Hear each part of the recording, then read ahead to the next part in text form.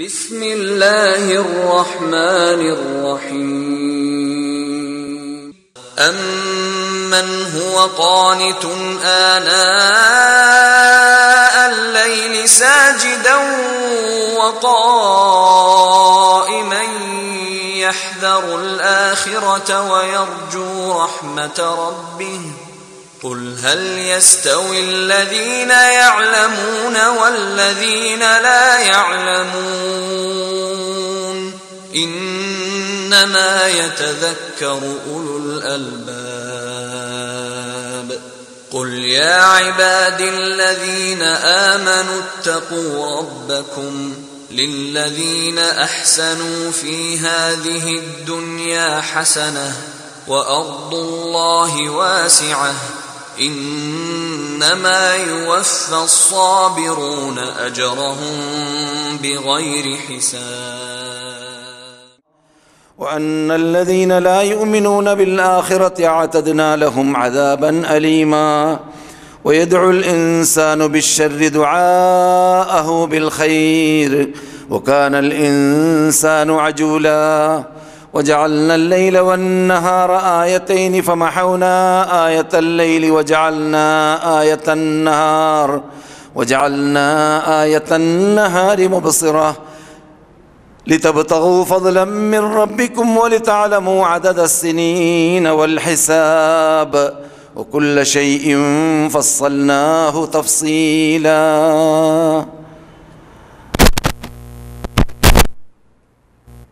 മാന്യ സഹോദരന്മാരെ, സഹോദരികളെ, മദീനവാസികളായ സദസ്യരെ, മറ്റു ശ്രോതാക്കളായ, മറ്റു അള്ളാഹുവിൻ്റെ നിവേദക സംഘങ്ങളായ ഉംറയ്ക്ക് വേണ്ടി വന്ന അതിഥികളെ, മറ്റു ശ്രോതാക്കളെ, ആദ്യമായി എന്നോടും നിങ്ങളോടും രാജാതിരാജാനായ അർശിൻ്റെ ഉടമയായ റബ്ബുൽ ഇസ്സത്തി ജല്ല ജലാലുവിനെ ഭയപ്പെടേണ്ടതുപോലെ ഭയപ്പെട്ട അവൻ്റെ ഇഷ്ടപ്പെട്ട ദാസന്മാരായി ദാസികളായി വർത്തിച്ചുകൊണ്ട് ഇരിക്കാൻ പാടുപെടുക, പരിശ്രമിക്കുക. അതിന് അള്ളാഹു തൗഫീഖ് നൽകുമാറാകട്ടെ. ഉപദേശങ്ങൾ നിട്ട് പകർത്തേണ്ട ഭാഗങ്ങൾ പകർത്താൻ ശ്രദ്ധിക്കുക. അതിനും റബ്ബ് തൗഫീഖ് നൽകട്ടെ. വിശുദ്ധ റമളാനിൽ ചെയ്യേണ്ട ബാധ്യതകളിൽ ഇതുവരെ വീഴ്ച വരുത്തിയിട്ടുണ്ടെങ്കിൽ ശേഷിക്കുന്നതായ ദിവസങ്ങളിലൂടെ അള്ളാഹുലേക്ക് അടുക്കുവാനും അതിൽ ചെയ്യേണ്ടതായ നിർബന്ധവും സുന്നത്തുമായ ബാധ്യതകൾ നിർവഹിച്ചുകൊണ്ട് റബ്ബിൻ്റെ പ്രീതി കരഗതമാക്കുവാനും പാടുപെട്ടുകൊണ്ടേ ഇരിക്കുക. അതിന് അള്ളാഹു നമുക്ക് ഏവർക്കും തൗഫീഖ് നൽകട്ടെ. ഈ റമളാനിലൂടെ അള്ളാഹു സുബ്ഹാനഹു വ തആല നരകത്തിൽ നിന്നിട്ട് മോചനം നൽകി സ്വർഗത്തിലേക്ക് പ്രവേശിക്കുന്ന വിഭാഗത്തിൽ നാം ഏവരെയും നമ്മുടെ കൂട്ടുകുടുംബക്കാരെയും മുസ്ലിങ്ങളെയും അള്ളാഹു പെടുത്തട്ടെ. സഹോദര സഹോദരിമാരെ, ഈ സന്ദർഭത്തിൽ നാം സാധാരണ ഈ സദസ്സിലൂടെ വർഷങ്ങളായി ചർച്ച ചെയ്തുകൊണ്ടിരിക്കാറുള്ളത് മക്ക മദീന മിമ്പറിൻ്റെ മീതെയും അപ്രകാരം തന്നെ അറഫയിൽ പ്രസംഗിക്കാറുള്ള ഇമാമും ഇവിടുത്തെ ചീഫ് മുഫ്തിയുമായ ഷെയ്ഖ് അബ്ദുൽ അസീസ് അബ്ദുള്ള ആല ഷെയ്ഖ് റിയാദിലും ഈ ദിവസത്തിൽ അഥവാ വെള്ളിയാഴ്ച ദിവസത്തിൽ നടത്താറുള്ളതായ ഖുതുബയുടെ ഷോർട്ടായ ഭാഗമാണ്. സന്ദർഭോചിതമായി അതിഥികളെ പരിഗണിച്ചുകൊണ്ട് അവർക്ക് ആവശ്യമുള്ളതായ കാര്യങ്ങളിലേക്ക് നീങ്ങുന്നതും ആയിരിക്കും. അല്ലാഹു സുബ്ഹാനഹു വ തആല നമ്മെ വിശാലമായ അനുഗ്രഹത്തിൽ ഉൾക്കൊള്ളിച്ചുകൊണ്ട് ഈ വിശുദ്ധ ഭൂമിയിലൂടെ തന്നെ റമളാനിനെ സ്വീകരിച്ചവർക്ക് റമളാനിൽ ചില ദിവസങ്ങളിലെങ്കിലും കഴിച്ചുകൂട്ടാൻ അങ്ങനെ അള്ളാഹു തൗഫീഖ് ചെയ്തവർക്ക് അള്ളാഹു അനുഗ്രഹിച്ചു എന്നത് നാം മറക്കാൻ പാടില്ലാത്തതായ ഒരു പ്രത്യേക യാഥാർത്ഥ്യവും ആ അള്ളാഹുവിൻ്റെ നന്ദി, അള്ളാഹുവിൻ്റെ ആ നിഅമത്തിനെ നാം ഓർത്തുകൊണ്ട് ഇരിക്കുമ്പോൾ മറ്റുള്ളവരെക്കാൾ എത്രമാത്രം നാം റബ്ബിലേക്ക് കടപ്പെട്ടവരാണ്, ബാധ്യസ്ഥരാണ് എന്നത് ഓർക്കാൻ അത് നമ്മെ പ്രേരിപ്പിക്കുന്നതുമായിരിക്കും. അതിനും അള്ളാഹു നമുക്ക് തൗഫീഖ് നൽകട്ടെ.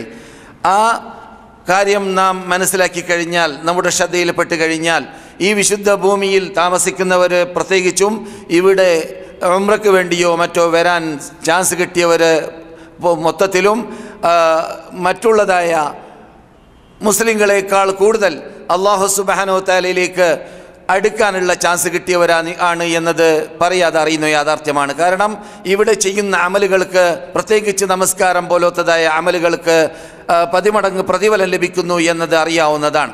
എന്ന് മാത്രമല്ല, സ്ഥലത്തിൻ്റെ പുണ്യം, സമയത്തിൻ്റെ പുണ്യം എല്ലാം ഒരുമിച്ച് കൂടുന്ന പൻസാരക്കുന്നിൻ്റെ മുകളിൽ തേൻ മഴ വർഷിച്ചതുപോലെ അല്ലാഹു സുബ്ഹാനഹു വ തആല അനുഗ്രഹങ്ങൾ ചൊരിഞ്ഞുകൊണ്ടിരിക്കുക എന്നത് നമ്മിൽ അല്ലാഹു സുബ്ഹാനഹു വ തആല ഈ ദിവസങ്ങളിലൂടെ, ഈ മാസത്തിൽ, ഈ ആഴ്ചയിൽ, ഈ ഭൂമിയിൽ ഇതൊക്കെ നമുക്ക് ലഭിക്കുന്നതായ പ്രത്യേകതയാണ്. ഈ പ്രത്യേകത നാം പരലോകത്തിൽ ചോദിക്കപ്പെടുന്ന കാര്യമാണ് എന്നത് ഞാൻ പ്രത്യേകിച്ച് ആജിമാരോടും മറ്റും പറയപ്പെടാറുണ്ട്. അല്ലദി മാ യഫ്ഹം യൻസിൽ തഹ്ത യജ്ലിസ് ഹാദ ലുഗ ഖാസ ലിൽ ഹുനൂദ് ينزلوا تحت يجلسوا يقرأوا القرآن ويصلوا هناك أنتم ما تفهموا لغتكم هذه مو لغتكم معليش എന്താ പറഞ്ഞത് നമ്മൾ? അതെ, അപ്പോൾ അല്ലാഹു സുബ്ഹാനഹു വ തആല സുമ്മ ലതുസ്അലുന്ന യൗമഇദിൻ അനിൻ നഈം എന്ന ആയത്തിലൂടെ നാം പഠിച്ച് വരുന്നതാണ്. പ്രത്യേകിച്ച് എൻ്റെ സ്ഥിര ക്ലാസ് മെമ്പർമാർ അല്ലാഹു സുബ്ഹാനഹു വ തആല പരലോകത്തിലേക്ക് എത്തിക്കഴിഞ്ഞാൽ പാളി കത്തുന്ന നരകത്തെ കാണിച്ച് നമ്മോട് ആ സന്ദർഭത്തിൽ ചോദിക്കുന്ന ചോദ്യം എന്തായിരിക്കും? ഭൂമിയിൽ വെച്ച് നമുക്ക് അല്ലാഹു ചെയ്തതായ അനുഗ്രഹങ്ങൾ. ആ അനുഗ്രഹങ്ങളിൽ പ്രധാനപ്പെട്ട അനുഗ്രഹമാണ് പുണ്യഭൂമിയിലൂടെ, പുണ്യമാസത്തിലൂടെ അള്ളാഹുലേക്ക് അടുക്കാനുള്ള ചാൻസ് കിട്ടുക എന്നത്. ഇത് ലോകത്തിൽ ബഹുഭൂരിപക്ഷത്തിന് ലഭിക്കാത്തതായ ചാൻസാണ്. ഈ ചാൻസ് റബ്ബ് നൽകിയിരിക്കവേ അതിന് റബ്ബിൻ്റെ മുമ്പിലേക്ക് നാം നമ്മുടെ കഴിവിൻ്റെ പരമാവധി നന്ദി പ്രകടനം ഈ ദിവസങ്ങളിലൂടെ മാത്രമോ മക്കയിലും മദീനയിലും ജീവിച്ചു കൂട്ടുന്ന സമയത്തിൽ മാത്രമോ അല്ല, മറിച്ച് ജീവിതമാസകലം മരണം വരേക്കും. കഴിഞ്ഞ ക്ലാസ്സിൽ നാം പഠിച്ചതുപോലെ വഅബ്ദു റബ്ബക ഹത്താ യഅതിയകൽ യഖീൻ, മരണമാസന്നമാകുന്നത് വരേക്കും അള്ളാഹുവിനെ ആരാധിച്ചുകൊണ്ട് നന്ദി പ്രകടനം. അള്ളാഹുവിനെ ആരാധിച്ചുകൊണ്ട് നന്ദി പ്രകടനം. അള്ളാഹുവിന് വേണ്ടത് തൊള്ള കൊണ്ട് മാത്രം ശുക്രൻ റബ്ബെ എന്ന് പറയലല്ല, നന്ദി റബ്ബെ എന്ന് പറയലല്ല. അള്ളാഹുവിന് വേണ്ടത് നാം പഠിച്ചു വരാറുള്ളത് പോലെ വഅമലു ആല ദാവൂദ ശുക്ര, അല്ലയോ ദാവൂദ് നബിയുടെ സമൂഹമേ, അള്ളാഹു അവർക്ക് ചെയ്തതായ വിശാലമായ അനുഗ്രഹത്തെ എണ്ണി പറഞ്ഞ ശേഷം അവരോടത് പറയുകയാണ്, അല്ലയോ ദാവൂദിൻ്റെ സമൂഹമേ, എന്ത് വേണം? നിങ്ങൾ പ്രവർത്തിക്കുക. എന്തിനെ? നന്ദി പ്രവർത്തിക്കുക എന്നാണ്. നന്ദി ചെയ്യുക എന്നല്ല, നന്ദി പറയുക എന്നല്ല, നന്ദി പ്രവർത്തിക്കുക എന്നാണ്. അപ്പോൾ നാം നന്ദി പ്രകടിപ്പിക്കേണ്ടത് എന്തിലൂടെയാണ്? പ്രവർത്തനത്തിലൂടെയാണ്. അത് നമ്മിൽ പ്രകടമാവണം. ഈ നാട്ടിനോട് വീട് വാങ്ങിക്കഴിഞ്ഞാലും, ഈ നാട്ടിൽ താമസിക്കുകയാണെങ്കിലും, ഏത് സന്ദർഭത്തിലും റബ്ബ് ചെയ്തുകൊണ്ടേയിരിക്കുന്ന അനുഗ്രഹത്തെ നാം വീക്ഷിച്ചുകൊണ്ടേയിരിക്കണം. എന്നാൽ മസ്ജിദുൽ നബവിയിൽ, മസ്ജിദുൽ ഹറാമിൽ ഇന്ന് സംസാരിച്ചതായ വിഷയം ഡോക്ടർ ഉസാമ ഖയ്യാത്താണ് ഇന്നത്തെ പ്രാസംഗികൻ. അദ്ദേഹം സംസാരിച്ചതായ സബ്ജക്റ്റ് യഥാർത്ഥത്തിൽ വിശുദ്ധ ഈ ദിവസങ്ങളിലൊക്കെ സംസാരിക്കുന്ന വിഷയം റമളാനാണെന്ന് പറഞ്ഞറിയിക്കേണ്ടതില്ല. പക്ഷേ അതേ സന്ദർഭത്തിൽ റമളാനിൽ നാം പ്രത്യേകം ഉപയോഗപ്പെടുത്തേണ്ടതായ ചില കാര്യങ്ങളുണ്ട്. പലരും ശ്രദ്ധയിൽപ്പെടുത്താത്ത കാര്യങ്ങൾ, പലരുടെ ശ്രദ്ധയിലും പെടാത്ത കാര്യങ്ങളുണ്ട്. അതിൽപ്പെട്ടതാണ് വിശുദ്ധ ഖുർആനുമായുള്ളതായ ബന്ധത്തെക്കുറിച്ചായിരുന്നു ഊന്നിപ്പറഞ്ഞിരുന്നത് ഡോക്ടർ ഉസാമ ഖയ്യാത്ത് ഇന്ന് മക്ക മസ്ജിദുൽ ഹറാമിലുള്ളതായ മിമ്പറിൻ്റെ മീതെ. ഖുർആനുമായുള്ള ബന്ധം പറയുമ്പോൾ ഞാനിവിടെ റമളാൻ ആരംഭിച്ചപ്പോൾ പറഞ്ഞിരുന്നു, ഇത് ഈ മാസം തന്നെ യഥാർത്ഥത്തിൽ എന്തിനു വേണ്ടിയാണ്? ഖുർആൻ ഇറക്കിയ റബ്ബുൽ ഇസ്സത്തിന്, ആ അള്ളാഹ് ചെയ്ത വിശാലമായ അനുഗ്രഹത്തിന് ഈ ഖുർആനിലൂടെ നമ്മെ ആദരിച്ചു. ലോകത്ത് അള്ളാഹ് സൃഷ്ടിച്ച സൃഷ്ടികൾക്ക് ആർക്കും ഇങ്ങനെയുള്ള ഗ്രന്ഥം നൽകിയിട്ടില്ല. മൂസ അലൈഹിസ്സലാമിന് നൽകിയത് തൗറാത്താണ്, ഈസയ്ക്ക് ഇഞ്ചീലാണ് അലൈഹിസ്സലാം. അതുപോലെ മുമ്പുള്ളവർക്ക് സുഹുഫുകളും ഏടുകളും അതുപോലെ തന്നെ ലഘുലേഖകളും ഗ്രന്ഥങ്ങളും ഇറക്കിയിട്ടുണ്ടെങ്കിലും അതിലൊന്നും എന്തുണ്ടായിരുന്നില്ല? ഈ ഗ്രന്ഥത്തിനുള്ള പ്രത്യേകത ഇല്ല. ഈ ഗ്രന്ഥത്തിൻ്റെ പ്രത്യേകത എന്താണ്? ഇത് ലോകത്തോട് വെല്ലുവിളിക്കുന്നു എന്നതാണ്. ഇതിൽ ഇജാസ് ഉണ്ട്, ഇതിൽ അമാനുഷികത്വ കഴിവുണ്ട്. ഇതുപോലത്തെ ലോകത്തിന് കൊണ്ടുവരാൻ സാധിക്കുന്നതല്ല. അത് സൂറത്തുൽ ബഖറയുടെ തുടക്കത്തിൽ തന്നെ റബ്ബ് പറഞ്ഞതാണ്. നിങ്ങൾക്ക് ഈ ഖുർആനിനെ പോലത്തെ ഗ്രന്ഥത്തെ കൊണ്ടുവരാൻ സാധിക്കുക തന്നെയില്ല. ജിന്ന് വർഗമേ, ഇൻസ് വർഗമേ, ജിന്നു വൽ ഇൻസു അലാ അൻ യഅതു ബിമിസ്ലി ഹാദൽ ഖുർആൻ ലാ യഅതൂന ബിമിസ്ലിഹി, ഇതുപോലത്തത് അവർക്ക് കൊണ്ടുവരാൻ സാധിക്കുക തന്നെയില്ല. വലൗ കാന ബഅദുഹും ലിബഅദിൻ ളഹീറ, സൂറത്തുൽ ബഖറയിലല്ല വേറെ ആയത്തിലാണ്. അവർ പരസ്പരം അങ്ങും ഇങ്ങും സഹകരണങ്ങൾ ചെയ്താലും ശരി അവർക്ക് ഈ ഖുർആനെ പോലത്തത് കൊണ്ടുവരാൻ പറ്റുകയില്ല എന്ന ആ വെല്ലുവിളി നടന്നതായ ഗ്രന്ഥം നമ്മുടെ മുമ്പിൽ അള്ളാഹു ഇറക്കിയത് റമളാനിലാണ്, ലൈലത്തുൽ ഖദ്റിലാണ്, മക്കയിലാണ്, ഹിറായിലാണ്, നമുക്കറിയാവുന്നതുപോലെ തിങ്കളാഴ്ച ദിവസത്തിലും ആണ്. അതെ, അങ്ങനെയുള്ള ആ റബ്ബുൽ ഇസ്സത്തിന് നന്ദി പ്രകടനം നടത്താൻ വേണ്ടി ഖുർആൻ ഇറക്കിയതിൻ്റെ പേരിൽ എന്തു ചെയ്യുന്നു? നാം നോമ്പ് അനുഷ്ഠിക്കുന്നു. അപ്പോൾ നോമ്പ് ഖുർആൻ കൽപ്പിച്ച കൽപ്പനയിൽ ഒരു ഭാഗം മാത്രമാണ്. ഖുർആൻ കൽപ്പിക്കുന്ന വിശാലമായ കൽപ്പനകൾ വേറെയുണ്ട്, അതിൽ ഒരു ഭാഗം മാത്രമാണ് നോമ്പ്. നോമ്പും ദിക്റുള്ളയും നോമ്പും ഷഹാദത്ത് കലിമയുമായുള്ള ബന്ധം ഞാൻ കഴിഞ്ഞ ക്ലാസ്സിൽ പറഞ്ഞു. എന്താണത്? ഒരാൾ മുഅ്മിനാണോ അദ്ദേഹം അള്ളാഹു ഇഷ്ടപ്പെട്ടതായ അള്ളാഹുലേക്ക് മടങ്ങിയതായ ദാസനാണോ എന്നത് നമുക്ക് നോക്കിയാൽ തീരുമാനിക്കാൻ പറ്റുമോ? നാം ഒരു കപട വിശ്വാസിയെ നോക്കുന്നു, അദ്ദേഹത്തിനും താടിയുണ്ടായിരിക്കും, അദ്ദേഹത്തിനും തലപ്പാവുണ്ടായിരിക്കും. അതുകൊണ്ട് റസൂലുള്ളാഹിന്റെ ബേക്കിൽ നമസ്കരിച്ചതായ അബ്ദുല്ലാഹി ഇബ്നു ഉബയ്യ് ഇബ്നു സുലൂൽ കപട വിശ്വാസികളുടെ നേതാവാണ്. അവൻ പോകുന്നത് നരകത്തിൽ ഫസ്റ്റ് ക്ലാസ്സിലാണ്. എന്തായാലും അവൻ മുസ്ലിമിന്റെ കോലമാണ് ചമഞ്ഞത്. അവനെ കാണുമ്പോൾ കാണുന്നവർക്ക് പറയാൻ പറ്റുമോ അവൻ മുസ്ലിമോ എന്ന്? ഇല്ല. എന്നതുപോലെ നോമ്പ്, ഒരാൾ നോമ്പ് നോക്കുമ്പോൾ നിസ്കരിക്കുന്നുണ്ടെന്ന് പറയാം. അതുപോലെ തന്നെ ഹജ്ജ് ചെയ്യുമ്പോൾ ഹജ്ജ് ചെയ്യുന്നു എന്ന് പറയാം, ഉംറ ചെയ്യുമ്പോൾ ഉംറ ചെയ്യുന്നു എന്ന് പറയാം. ഏത് അമലും സക്കാത്ത് കൊടുക്കുമ്പോൾ സക്കാത്ത് കൊടുക്കുന്നുണ്ട് എന്ന് നമുക്ക് കണ്ടു പറയാം. ഒരാൾ നോമ്പുകാരനാണോ എന്ന് ആർക്കും നോക്കി പറയാൻ പറ്റുമോ? ഇല്ല. അദ്ദേഹം ഒരു പക്ഷേ നമ്മുടെ മുമ്പിൽ നോമ്പുകാരനായിട്ട് അഭിനയിക്കുകയായിരിക്കും, അവൻ മറവിൽ നോമ്പുകാരനല്ലായിരിക്കും. അതുകൊണ്ട് യഥാർത്ഥത്തിൽ ഇവിടെ നാം വിശുദ്ധ റമദാനിലൂടെ പഠിച്ചു വരുന്നത്, വിശുദ്ധ റമദാനിലൂടെ പഠിച്ചുകൊണ്ടേയിരിക്കേണ്ടത് ഷഹ്റു റമദാനല്ലദീ ഉൻസില ഫീഹിൽ ഖുർആൻ. ഷഹ്റു റമദാൻ എന്ന് പറഞ്ഞാൽ അത് ഖുർആൻ ഇറങ്ങിയ മാസമാണ്. ഉൻസില ഫീഹിൽ ഖുർആൻ. ഷഹ്റു റമദാന്റെ പ്രത്യേകത അതാണെന്നാണ്. അപ്പോൾ നിങ്ങൾ നോമ്പ് നോക്കണം, തഖ്വ നിങ്ങൾ നേടിയെടുക്കാൻ വേണ്ടി. ഈ തഖ്വ നേടിയെടുക്കേണ്ടത് എന്തിലൂടെയാണ്? റമദാനിൽ ഇറങ്ങിയതായ ഖുർആനിലൂടെ. അതുകൊണ്ടാണ് തഖ്വ നേടിയെടുക്കാൻ വേണ്ടി നിങ്ങൾക്ക് ഞാൻ നോമ്പ് നിർബന്ധമാക്കി എന്ന് പറഞ്ഞ ശേഷം അതൊരു ജുസു ആണ്, കുല്ല് വിശാലമായ അർത്ഥം ഉൾക്കൊള്ളുന്നത് ഷഹ്റു റമദാൻ. എന്താണ് ആ മാസത്തിൽ നിങ്ങൾ നോമ്പ് പിടിക്കാൻ കാരണം? അത് എന്തിനു വേണ്ടിയാണ് നിങ്ങൾ ആ നന്ദി പ്രകടനം നടത്തുന്നത്?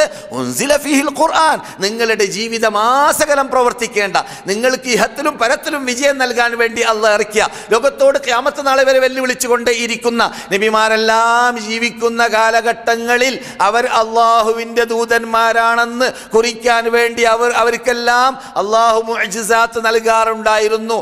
അങ്ങനെയുള്ള നബിമാരെല്ലാം ലോകത്തോട് വിട വാങ്ങിയ ശേഷം അവസാന ദൂതരായ മുഹമ്മദ് ഇബ്നു അബ്ദില്ലാ സല്ലല്ലാഹു അലൈഹി വസല്ലം ഇവിടെ വന്നപ്പോൾ അവർ അന്ത്യദൂതരായതുകൊണ്ട്, അവസാനത്തെ ദൂതരായതുകൊണ്ട്, അവർക്ക് ശേഷം നബി വരാനില്ലാത്തത് കൊണ്ട് അവരിവിടുന്ന് പോയാലും ഖിയാമത്ത് നാൾ വരെ നിലനിൽക്കേണ്ടതായ മുഅ്ജിസത്തായിട്ട് അവർക്ക് അല്ലാഹ് നൽകിയതായ മഹാ അത്ഭുത ഗ്രന്ഥമാണ് ഖുർആൻ. ഈ ഖുർആനിനെ മുസ്ലിങ്ങൾ അവരുടെ ജീവിതത്തിൽ ആസകലം ആ ഖുർആനുമായി ബന്ധപ്പെട്ട് ജീവിച്ചിട്ടില്ലെങ്കിൽ അവർക്ക് ഖുർആനിൻ്റെ ഉടമകളോടുകൂടി അഥവാ നബിമാരോടുകൂടി അഥവാ സാലിഹീങ്ങളോടുകൂടി സ്വർഗത്തിൽ കടക്കാൻ സാധിക്കുന്നതല്ല. കാരണം ഈ ഖുർആൻ യഹ്ദി ലില്ലതി ഹി അഖ്വം, ഏറ്റവും നല്ല ചൊവ്വായ മാർഗം, നമ്മെ ആ മാർഗത്തിലേക്ക് നയിക്കാൻ വേണ്ടി ഇറങ്ങിയതാണ് ഖുർആൻ.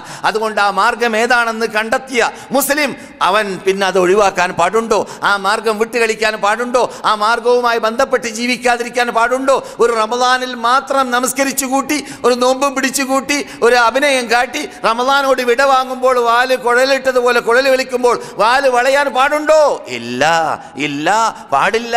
യഥാർത്ഥ മുസ്ലിം 12 മാസവും അവൻ അള്ളാഹുമായി ബന്ധപ്പെട്ട് അള്ളാഹുവിനെ റമദാനിൽ പേടിച്ചതുപോലെ അതേ റമദാനിൻ്റെ അള്ളാഹുവാണ് ഷവ്വാലിൻ്റെ അള്ളാഹു, അതേ ഷവ്വാലിൻ്റെ അള്ളാഹുവാണ് 12 മാസത്തിൻ്റെ അള്ളാഹു എന്ന ഓർമ്മയോടുകൂടി ജീവിക്കാൻ തീരുമാനിച്ചാൽ നമ്മുടെ ജീവിതമാസകലം റമദാനാക്കി മാറ്റാൻ, അഥവാ റമദാനിലുണ്ടായ ആവേശം ഉണ്ടാക്കി മാറ്റാൻ. റമദാനിലുണ്ടാകുന്ന ആവേശം ഒരുപക്ഷെ വർദ്ധിച്ചത് കഴിഞ്ഞ ക്ലാസ്സിൽ നാം കേട്ടതുപോലെ ഇബ്ലീസ് നമ്മുടെ കൂടെ ഇല്ലാത്തത് കൊണ്ടായിരിക്കാം. എങ്കിലും ഇബ്ലീസ് കൂടെ ഇല്ലാത്ത സമയത്ത് ട്രെയിനിങ് നേടി നാം എന്തെല്ലാം ചെയ്തു. എത്ര നേരമാണ് ഇപ്പോൾ നമസ്കരിക്കാൻ വേണ്ടി ഹറമിലും മറ്റും നാം നിന്ന് കൂട്ടുന്നത്. അല്ലാത്ത സമയത്ത് അത്ര കൂടുതൽ സമയം നിന്ന് ഖുർആൻ കേൾക്കാൻ നമ്മെ കിട്ടുമോ? എത്ര പേരാണ് ഖുർആൻ പാരായണം ചെയ്തുകൊണ്ടേയിരിക്കുന്നത് എന്ന് മക്ക ഇമാം ഉണർത്തിയതുപോലെ ഖുർആൻ കൂടുതൽ പാരായണം ചെയ്യുക എന്നതല്ല മുഖ്യം. ഖുർആൻ അല്പമാണ് പാരായണം ചെയ്യുന്നതെങ്കിലും ചിന്തിച്ച് മനസ്സിലാക്കി അർത്ഥം ഉൾക്കൊണ്ടുകൊണ്ട് വായിക്കുക എന്നതാണ് മുഖ്യം. ഇത് നാം കാട്ടാറുണ്ടോ? നാം അറബി ഭാഷ അറിയാത്തവരാണെങ്കിൽ ഒന്ന് ഖുർആനിൻ്റെ പരിഭാഷ മുമ്പിൽ വെച്ചിട്ടെങ്കിലും ഒരായത്തോത അതിൻ്റെ അർത്ഥം മനസ്സിലാക്കുക, രണ്ടാമത്തെ ആയത്തോതുക അർത്ഥം മനസ്സിലാക്കുക. അപ്പോൾ എന്താകും? നമുക്ക് അറിയാത്തവരാകുമ്പോൾ അറബി ഭാഷയിലൂടെ തന്നെ അള്ളാഹ് എന്താ പറയുന്നത് എന്ന് മനസ്സിലാക്കാൻ ആകുമ്പോൾ പരിഭാഷ ഉപയോഗിച്ചോളീൻ. പരിഭാഷ ഇസ്ലാമിൽ വിരോധിക്കപ്പെട്ട കാര്യമൊന്നുമല്ല. എന്ന് മാത്രമല്ല, ഖുർആൻ അല്ലാഹ് ഇറക്കിയത് മനുഷ്യരാശിക്കാ സകലമാണ് എന്ന് ഖുർആൻ പറയുന്നു. വമാ അർസൽനാക ഇല്ലാ കാഫത്തൻ ലിന്നാസി ബശീറൻ വനദീറാ. ആ സകലം മനുഷ്യരാശിക്ക് നരകത്തെ തൊട്ട് വാണിംഗ് നൽകുവാനും സ്വർഗത്തിലേക്ക് അവരെ ക്ഷണിക്കുവാനും സ്വർഗത്തിലേക്കും നന്മയിലേക്കും ഹിദായത്തിലേക്കും ക്ഷണിക്കുവാനും വേണ്ടി അല്ലാഹു സുബ്ഹാനഹു വ തആല നദീറായി ബഷീറായി അയച്ചതായ ഗ്രന്ഥമാണ് ഈ ഗ്രന്ഥം. ഈ ഗ്രന്ഥം അങ്ങനെയുള്ള ഗ്രന്ഥമാണ് എന്ന് പറയുമ്പോൾ എല്ലാവർക്കും അറബി ഭാഷ അറിയുമോ? ഇല്ല. അപ്പോൾ അവരുടെ ഭാഷ അറിയാത്തവരെന്ത് വേണം? വേറെ ഭാഷയിലൂടെ അത് പരിഭാഷപ്പെടുത്തി മനസ്സിലാക്കണം. അതുകൊണ്ടാണ് റസൂലുള്ള ജീവിച്ചിരിക്കവേ നിങ്ങൾ ഈ കാണുന്ന സ്വർഗത്തോപ്പിൽ നിന്നിട്ട് നിങ്ങൾ ഈ കാണുന്ന റസൂലുള്ളാഹിന്റെ പള്ളിയിൽ ആദ്യ ഭാഗം സ്വർഗത്തോപ്പാണ് റസൂലുള്ള കെട്ടിയത്. ആ കെട്ടിയ സ്വർഗത്തോപ്പ്, ആ കെട്ടിയ ഭാഗത്തിന്റെ പേരാണ് റസൂലുള്ള തന്നെ പ്രഖ്യാപിച്ചത്. മാ ബൈന ബൈതി വ മിംബരി റൗളത്തും മിൻ റിയാദിൽ ജന്ന. എൻ്റെ വീട്ടിൻ്റെയും എൻ്റെ മിമ്പറിൻ്റെയും ഇടയിലുള്ളതായ സ്ഥലം, അഥവാ ഞാൻ ആദ്യമായിട്ട് മസ്ജിദുൻ നബവിയിൽ കെട്ടിയ ആദ്യത്തെ ഭാഗം, അത് റൗളത്തും മിൻ റിയാദിൽ ജന്ന, സ്വർഗത്തോപ്പിൽ ഒരു തോപ്പാണ് എന്ന് റസൂലുള്ളാഹി സ്വല്ലല്ലാഹു അലൈഹി വസല്ലം പ്രഖ്യാപിച്ചതായ ആ സ്വർഗത്തോപ്പ് കേന്ദ്രമാക്കിയിട്ട് റോമൻ ചക്രവർത്തിക്ക്, പേർഷ്യൻ ചക്രവർത്തിക്ക്, അതുപോലെ തന്നെ ഈജിപ്റ്റ് ചക്രവർത്തിക്ക്, ബഹ്റൈൻ ചക്രവർത്തിക്ക്, അതുപോലെ തന്നെ എത്യോപ്യൻ ചക്രവർത്തിക്ക്, അങ്ങനെ അന്ന് ജീവിച്ചിരുന്ന ചക്രവർത്തിമാർക്കെല്ലാം, വലിയ വലിയ രാജാക്കന്മാർക്ക് ഭൂമിയെ രണ്ടോഹരി വെച്ച് ഭരിച്ചുകൊണ്ടിരുന്നതായ ഭരണകൂടത്തിനെല്ലാം റസൂലുള്ളാഹി സ്വല്ലല്ലാഹു അലൈഹി വസല്ലം എഴുത്തയച്ചതായ വാർത്ത ബുഖാരിയിൽ 7-ാം നമ്പർ ഹദീസിൽ കാണാവുന്നതാണ്. അവിടെ റസൂലുള്ളാഹി സ്വല്ലല്ലാഹു അലൈഹി വസല്ലം ആ എഴുത്തിൽ ഉൾക്കൊള്ളിച്ചിരുന്നു എന്ത്? അസ്ലിം തസ്ലം യുഅ്തികല്ലാഹു അജ്റക മറത്തൈൻ ഫഇൻ തവല്ലൈത ഫഇന്ന അലൈക ഇസ്മൽ ലരീസിയീൻ. നീ മുസ്ലിമായി വരണം, നീ അല്ലാഹുവിനെ മാത്രം വിളിച്ച് പ്രാർത്ഥിക്കുന്ന, അല്ലാഹുവിനെ മാത്രം ആരാധിക്കുന്ന, അല്ലാഹുക്ക് മാത്രം നേർച്ചയാക്കുന്ന, അല്ലാഹുക്ക് മാത്രം ജീവിച്ച് മരിക്കാൻ തീരുമാനിക്കുന്ന യഥാർത്ഥ മുവഹിദായി ഏകദൈവ വിശ്വാസിയായി മാറണം ചക്രവർത്തി എന്ന് കൽപ്പിച്ചുകൊണ്ട് തആലൗ ഖുൽ യാ അഹ്ലൽ കിതാബ്, ഖുർആന്റെ ആയത്ത് റസൂൽ അയച്ച എഴുത്തിൽ രാജാക്കന്മാർക്ക് അയച്ചപ്പോൾ ഇന്നും പറയപ്പെടുന്നു ഇസ്കന്ദരിയ എന്ന സ്ഥലത്ത് ഈജിപ്തിൽ ആ കോപ്പി, ആ എഴുത്തിന്റെ കോപ്പി അങ്ങനെ തന്നെ അവിടെ സൂക്ഷിച്ചു വെക്കപ്പെട്ടിട്ടുണ്ട് എന്ന്. അതിൽ നമുക്ക് അത്ഭുതമില്ല, നമുക്കത് ഉണ്ടോ ഇല്ലേ എന്ന് അറിയേണ്ടതുമില്ല. കാരണം നമുക്ക് ബുഖാരിയിലൂടെ റസൂലുള്ളാഹിയുടെ എഴുത്ത് എത്തിയിട്ടുള്ളത് കൊണ്ട് നമുക്ക് 100% വിശ്വസിക്കാം. മറ്റുള്ള സ്ഥലത്തുണ്ടോ ഇല്ലേ, അത് ഒറിജിനൽ കോപ്പിയാണോ അല്ലേ എന്നറിയൽ നിർബന്ധമൊന്നുമില്ല. പറഞ്ഞു വരുന്നത് ആ എഴുത്തിൽ റസൂലുള്ളാഹി സ്വല്ലല്ലാഹു അലൈഹി വസല്ലം അയച്ച ആയത്താണ് എന്ത്? ഖുൽ യാ അഹ്ലൽ കിതാബ്, അഹ്ലി കിതാബികളെ, ഗ്രന്ഥങ്ങളുടെ ഉടമകളെ, ജൂത ക്രിസ്ത്യാനികളെ, തആലൗ ഇലാ കലിമത്തിൻ സവാഇൻ ബൈനനാ വ ബൈനകും അല്ലാ നഅബുദ ഇല്ലല്ലാഹ്. നാം ഏകീകരിക്കുന്ന തൗറാത്തിൽ നാം നിങ്ങൾക്കറിഞ്ഞ, ഇഞ്ചീലിൽ നിങ്ങൾക്കറിഞ്ഞ, ഈ ഖുർആനിൽ ഞങ്ങൾക്കറിഞ്ഞതായ ആ തത്വത്തിലേക്ക്, ഏകദൈവ വിശ്വാസത്തിലേക്ക്, പ്രാർത്ഥന അല്ലാഹുക്ക് മാത്രം, ആരാധന അല്ലാഹുക്ക് മാത്രം, ജീവിക്കേണ്ടത് അല്ലാഹുക്ക് മാത്രം, മരിക്കേണ്ടത് അല്ലാഹുക്ക് മാത്രം എന്ന തൗഹീദിന്റെ വചനത്തിലേക്ക് വരൂ ക്രിസ്ത്യാനികളെ, വരൂ ജൂതന്മാരെ എന്ന് അല്ലാഹ് പറഞ്ഞതായ ആ ആയത്ത് റസൂലുള്ളാഹി സ്വല്ലല്ലാഹു അലൈഹി വസല്ലം എഴുത്തിൽ ഉൾക്കൊള്ളിച്ചു. ആ എഴുത്ത് അവിടെ പോയപ്പോൾ അബൂ സുഫിയാനാണ് റിപ്പോർട്ടകൻ. അദ്ദേഹം അന്ന മുസ്ലിമാണ്. അദ്ദേഹത്തെ ക്ഷണിക്കപ്പെട്ടതിന് ശേഷം അദ്ദേഹം പറയുന്നു, മുസ്ലിമായ ശേഷം റിപ്പോർട്ട് ചെയ്യുന്നു, ബുഖാരിയിലാണ് സംഭവം. അദ്ദേഹം പറയുന്നു അവിടെ ഇത് പരിഭാഷപ്പെടുത്താൻ അറബി ഭാഷയും രാജാവിൻ്റെ ഭാഷയും അറിയുന്നതായ വ്യക്തിയെ കൊണ്ടുവരപ്പെട്ടു.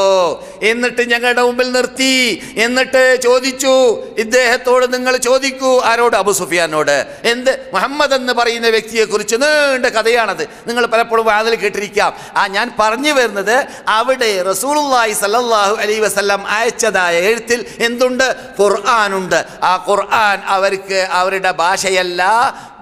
ക്രിസ്ത്യാനികൾക്ക് അത് അറിയുകയില്ല, റോമൻ ചക്രവർത്തിക്ക് അത് അറിയുകയില്ല എന്ന് റസൂലിന് അറിയാം. പിന്നെന്തിനാണ് റസൂൽ അറബി ഭാഷയിലുള്ള എഴുത്തയച്ചു? റസൂലിന് അറിയാം അവിടെ എത്തിക്കഴിഞ്ഞാൽ അത് അവർ പരിഭാഷപ്പെടുത്താൻ അവിടെ ആളുണ്ടാകും. അങ്ങനെ പരിഭാഷപ്പെടുത്തപ്പെട്ടു. ആ പരിഭാഷ രാജാവ് കേട്ട ശേഷം രാജാവിൻ്റെ വിധി പറയുകയും ചെയ്തു. അതൊക്കെ നമുക്കറിയാവുന്ന ഭാഗമാണ്. രാജാവ് അവസാനം എഴുത്ത് വായിച്ച ശേഷം പറയുന്നു, ഈ എഴുത്തിൽ പറയുന്നത് ശരിയാണെങ്കിലും അബൂ സുഫിയാൻ ഇതുവരെ പറഞ്ഞത് പറയുന്നത് ശരിയാണെങ്കിലും ഞാൻ ഇരിക്കുന്നതായ ഈ സിംഹാസനം അദ്ദേഹം കീഴടക്കും. ആര്?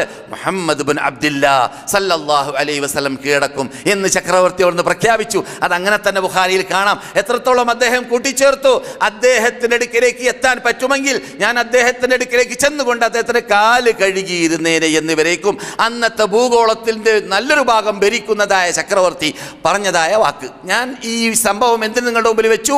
ഖുർആൻ പരിഭാഷപ്പെടുത്തുക എന്നത് ഇസ്ലാം അനുവദിച്ചതാണ് എന്നതിന് ഏറ്റവും വലിയ തെളിവാണത്. എന്തുകൊണ്ട്? റസൂൽ ജീവിക്കുന്ന കാലഘട്ടത്തിലാണ് അവിടെ പരിഭാഷ നടന്നത്. എവിടെ? റോമൻ ചക്രവർത്തിയുടെ മുമ്പിൽ. ആ പരിഭാഷ നടന്നപ്പോൾ റസൂലിന് വാർത്ത കിട്ടി, പരിഭാഷ നടന്നു. അപ്പോൾ ഇന്ന് നമ്മുടെ കൂട്ടത്തിൽ അറിവില്ലാത്തവർ പറയും പോലെ ഖുർആൻ പരിഭാഷപ്പെടുത്താനൊന്നും പറ്റില്ല, എല്ലാവരും അറബി ഭാഷ പഠിച്ച് എന്നിട്ട് ഖുർആൻ പഠിക്കണം എന്ന് പറയുന്ന അറിവില്ലാത്തവരുണ്ട് മുസ്ലിങ്ങളുടെ കൂട്ടത്തിൽ. അത് ശരിയല്ല. റസൂലുള്ളാഹി ജീവിച്ചിരിക്കവേ തന്നെ ഖുർആൻ പരിഭാഷപ്പെടുത്തി. റസൂലുള്ളാഹിക്ക് ആ വാർത്ത കിട്ടി, റസൂൽ അത് സ്ഥിരീകരിച്ചു, അംഗീകരിച്ചു. റസൂലുള്ളാഹിയുടെ കൂടെയുള്ള സഹാബാക്കൾ എന്നിട്ട് അഗ്രഗണ്യന്മാരായ പല സഹാബാക്കളെ, സെയ്ദ് ഇബ്നു സാബിത്തിനെ പോലത്തെ പല സഹാബാക്കളെ അനറബി ഭാഷ, പ്രത്യേകിച്ച് ജൂതന്മാരുടെ ഭാഷ പഠിക്കാൻ അവരോട് ആവശ്യപ്പെട്ടു. എന്നിട്ട് ജൂതന്മാരെ എനിക്ക് വിശ്വാസമില്ല, അവരിവിടെ വന്നിട്ട് എന്നോട് കള്ളം പറയും, അപ്പോൾ അവർ പറയുന്നത് കള്ളമാണോ ശരിയാണോ എന്ന് മനസ്സിലാക്കാൻ എനിക്കൊരു പരിഭാഷകൻ വേണം എന്ന് റസൂലുള്ളാഹി ആവശ്യപ്പെട്ടു. ഇതൊക്കെ സഹീഹാണ്, ബുഖാരിയിലും മറ്റുമുള്ള ഭാഗങ്ങളാണ്. അങ്ങനെ റസൂലുള്ളാഹിയുടെ കാലഘട്ടത്തിൽ തന്നെ പരിഭാഷകന്മാരുണ്ടായിരുന്നു. ഞാൻ പറഞ്ഞു വരുന്നത്, റബ്ബിൻ്റെ മുമ്പിൽ ഇന്നത്തെ യുഗത്തിൽ ആർക്കും തന്നെ, എൻ്റെ ഭാഷയിൽ ഞാൻ പറയാറുള്ളത് പോലെ കാസർഗോട്ടുകാരനാണ് ഞാൻ, കണ്ടില്ല, കേട്ടില്ല, അറിഞ്ഞില്ല, കൊണ്ടില്ല എന്നൊന്നും പറഞ്ഞാൽ അല്ലാഹ് വിടൂല. എടാ, നീ കണ്ടു, നീ കേട്ടു, നീ പഠിച്ചു. ഇന്റർനെറ്റിൽ ഒഴുകുന്നുണ്ട് ഖുർആൻ പരിഭാഷ, ലോക ഭാഷകളിൽ പരിഭാഷകൾ. ഇപ്പോൾ സൗദി അറേബ്യയിൽ തന്നെ നിങ്ങളിരിക്കുന്ന മദീനയിൽ ഏറ്റവും വലിയ ഖുർആൻ പ്രിന്റിംഗ് കോംപ്ലക്സ് ഉണ്ട്. അതിൽ 60ഓളം തയ്യാറായി കഴിഞ്ഞു ലോക ഭാഷകളിൽ പരിഭാഷ. ആർക്കും തന്നെ എനിക്ക് പഠിക്കാൻ പറ്റിയില്ല, എനിക്ക് ഖുർആനിൽ അല്ലാഹ് 112 തവണ എന്നോടല്ലാതെ പ്രാർത്ഥിക്കാൻ പാടില്ല എന്ന പദപ്രയോഗം ഉപയോഗിച്ചത് ഞാൻ അറിഞ്ഞില്ല റബ്ബേ എന്ന് പറഞ്ഞാൽ അല്ലാഹ് വിടൂല. നീ അറിഞ്ഞില്ലേ? നിന്റെ ഭാഷയാകുന്ന മലയാളത്തിൽ എത്ര പരിഭാഷകൾ ഇറങ്ങിയിട്ടുണ്ട്. ആ പരിഭാഷകളിലൂടെ നിനക്ക് എന്നെ മനസ്സിലാക്കാൻ സാധിച്ചിരുന്നില്ലേ? ഇതൊക്കെ നമ്മുടെ മുമ്പിൽ നമുക്ക് തെളിവായി, എതിര് തെളിവ് അല്ലെങ്കിൽ അനുകൂല തെളിവ് ആയിട്ട് റബ്ബ് നിരത്തിയതുപോലെ ദൈനംദിനം റബ്ബിൻ്റെ മുമ്പിൽ നിന്നുകൊണ്ട് നാം ഓതുന്ന ഖുർആൻ, അല്ലാഹ് നമുക്ക് വേണ്ടി ഖുർആനിൽ നിന്നിട്ട് ഓരോ മുസ്ലിമും അനറബിയും അറബിയും ചേഞ്ചില്ലാതെ ലോകത്തിലുള്ള സർവ്വ മുസ്ലിങ്ങൾ 17 തവണ നിർബന്ധമായി ഈ ഖുർആനിൽ നിന്നിട്ട് ഓതാൻ വേണ്ടി ഒരു സൂറത്തിനെ തിരഞ്ഞെടുത്തു. ആ സൂറത്തിനെ കുറിച്ച് റസൂലുള്ളാഹി സല്ലല്ലാഹു അലൈഹി വസല്ലം നമുക്ക് പഠിപ്പിച്ചു തരുകയും ചെയ്തു. ഏറ്റവും ശ്രേഷ്ഠതയുള്ള സൂറത്ത് ഈ ഖുർആനിൽ ആ സൂറത്താണ്, നമുക്കെല്ലാവർക്കും പരിചയമുള്ളതാണ്. ആ സൂറത്തിൻ്റെ പ്രത്യേകത അത് ഉമ്മുൽ ഖുർആനാണ്, ഖുർആനിൻ്റെ മാതാവാണ്. ഖുർആനിൻ്റെ ഉള്ളടക്കത്തിൻ്റെ രത്നച്ചുരുക്കം അതിൻ്റെ അകത്ത് അല്ലാഹ് ഉൾക്കൊള്ളിച്ചിട്ടുണ്ട്. ഖുർആൻ മുഴുവനും അല്ലാഹ് എന്ത് ചർച്ച ചെയ്യുന്നുവോ ആ ചർച്ച ചെയ്യുന്ന വിഷയങ്ങളെല്ലാം ആ സൂറത്തിൽ അല്ലാഹ് ഉൾക്കൊള്ളിച്ചിട്ടുണ്ട്. ഉമ്മുൽ ഖുർആൻ, സബ്ഉൽ മസാനി എന്നും അതിന് പേര് വെക്കപ്പെട്ടിട്ടുണ്ട് ഖുർആനിലൂടെ. ആ സബ്ഉൽ മസാനി എന്ന് പറഞ്ഞാൽ 7 മടങ്ങി വരുന്ന ആയത്തുകൾ ഉൾക്കൊള്ളുന്നതായ സൂറത്ത് എന്നർത്ഥം. ആ സൂറത്ത് മാത്രം നാം പഠിക്കുകയാണെങ്കിൽ, ആ സൂറത്തിൻ്റെ അർത്ഥം മാത്രം നാം ഉൾക്കൊള്ളുകയാണെങ്കിൽ നമ്മുടെ ജീവിതത്തെ ആസകലം ഇസ്ലാമീകരിക്കാൻ, മക്കീകരിക്കാൻ, മദീനീകരിക്കാൻ, സ്വർഗത്തോപ്പീകരിക്കാൻ നമുക്ക് സാധിച്ചിരുന്നേനെ. കഷ്ടമെന്ന് പറയട്ടെ, ദുഃഖമെന്ന് പറയട്ടെ, ആ സൂറത്തിൻ്റെ അർത്ഥം വെക്കുമ്പോൾ വരേക്കും കരിഞ്ചന്ത കലർത്തിയും കൊണ്ട് അർത്ഥം വെക്കുന്നവർ കേരളീയരിലുണ്ട് എന്നത് ദുഃഖമാണ്. അവർ അല്ലാഹ് ഹിദായത്തിലാക്കട്ടെ, സന്മാർഗത്തിലേക്ക് നയിക്കട്ടെ.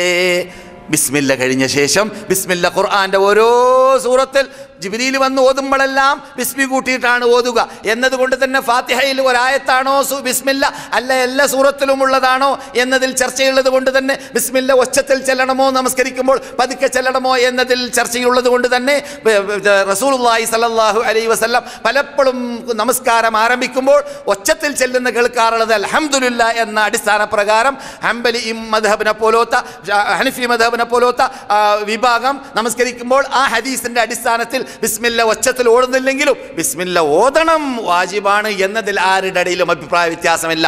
അതുകൊണ്ട് നിങ്ങൾ ഇവിടുത്തെ ഹുദൈഫി പോലത്തെ ഇമാമ് അൽഹംദു ഓതുന്നതിന് മുമ്പ് ബിസ്മില്ലാഹിർ റഹ്മാനിർ റഹീം എന്ന് പറയുന്നത് കേൾക്കാറില്ലേ? അതുകൊണ്ട് ബിസ്മില്ല നമ്മുടെ വിഷയം ബിസ്മില്ലയല്ല.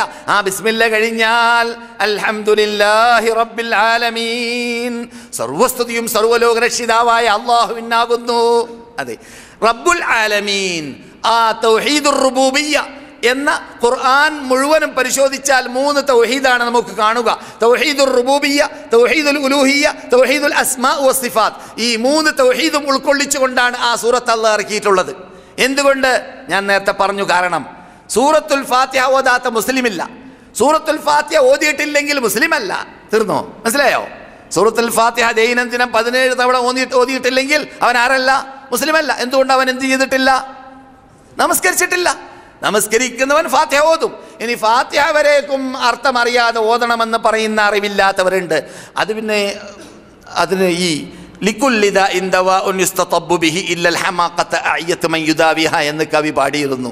ഇത് ലിക്കുല്ലിദ ഇന്ദവാ ഉൻയുസ്തതബ്ബു ബിഹി ഇല്ലൽ ഹമാഖത അയ്യത്ത് മൻ യുദാവിഹ. എല്ലാ രോഗത്തിനും മരുന്നുണ്ട്. അറിവില്ലായ്മ എന്ന രോഗത്തിന് വേറെ ഒരു മരുന്നുമില്ല. അതിനുള്ള മരുന്ന് അറിയന്നെ, പഠിക്കന്നെ. അങ്ങനെയുള്ളവരോട് നമുക്ക് പറയാനുള്ളത് നിങ്ങൾ പഠിക്കൂ എന്നാണ്. അള്ളാഹ് അവർക്ക് പഠിക്കാൻ തൗഫീഖ് ചെയ്യട്ടെ. ഈ പഠിക്കുമ്പോൾ ആദ്യം പഠിക്കേണ്ടത് സൂറത്തുൽ ഫാത്തിഹയുടെ അകത്തുള്ള മെയിൻ തത്വമാണ്. ആ മെയിൻ തത്വം പഠിക്കണമെന്ന നിർബന്ധം അള്ളാഹ്ക്കുള്ളത് കൊണ്ടാണ് 17 തവണ നമ്മെക്കൊണ്ട് ദൈനംദിനം ഓതിപ്പിക്കുന്നത്. അപ്പോൾ എന്ത് വരുന്നു? മടക്കി മടക്കി സമ്മതിക്കുന്നു, റബ്ബേ അൽഹംദുലില്ലാഹി റബ്ബിൽ ആലമീൻ. ഇവിടെ ആർക്കും ഒരു നന്മയും തിന്മയും ചെയ്യാനുള്ള കഴിവില്ല. എല്ലാം നീയാണ് ചെയ്യുന്നത്. ഹുവല്ലദീ ഫിസ്സമാഇ ഇലാഹ്. അവൻ ആകാശത്തിലുള്ള കോടാന കോടാന കോടാന കോടാന അറ്റമില്ല മലക്കുകളുടെ ഇലാഹാണ്. ഒഫിൽ അർളി ഇലാഹ്. ഭൂമിയിലുള്ള കോടാന കോടാന കോടി മനുഷ്യ ജിന്ന് വർഗത്തിന്റെ ഇലാഹും അവൻ തന്നെയാണ്.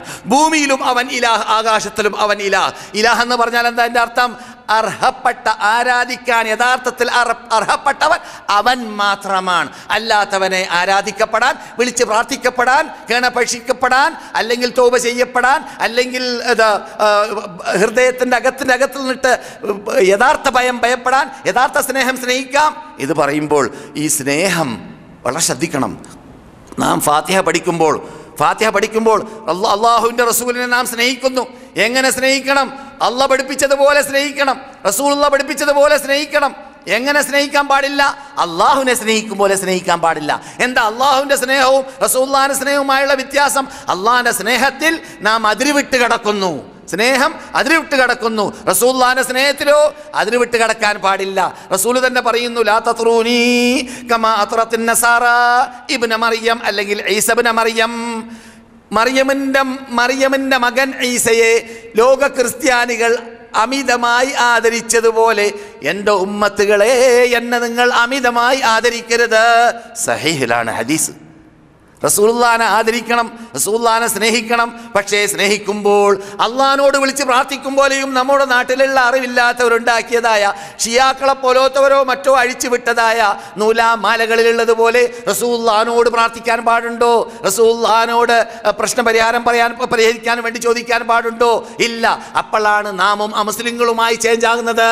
നാമും അമുസ്ലിങ്ങളും നാമും ക്രിസ്ത്യാനികളുമായുള്ള ചേഞ്ച് എന്താണ്? അവർ കണ്ടതും കേട്ടതും വിളിച്ച് പ്രാർത്ഥിക്കുന്നു, കണ്ടതും കേട്ടതും പൂജിക്കുന്നു. എല്ലാത്തിനോടും അയ്യപ്പ ശരണ എന്ന് പറയുന്നു, രാമാശരണ എന്ന് പറയുന്നു, ലക്ഷ്മണ എന്ന് പറയുന്നു, കൃഷ്ണാശരണ എന്ന് പറയുന്നു. ഒരു മലയാളിയെ ഹിന്ദു 1.5 മാസം മുമ്പ് സൗദി റേഡിയോയിൽ 2 ദിവസം മുമ്പ് ഞാൻ കേട്ടു.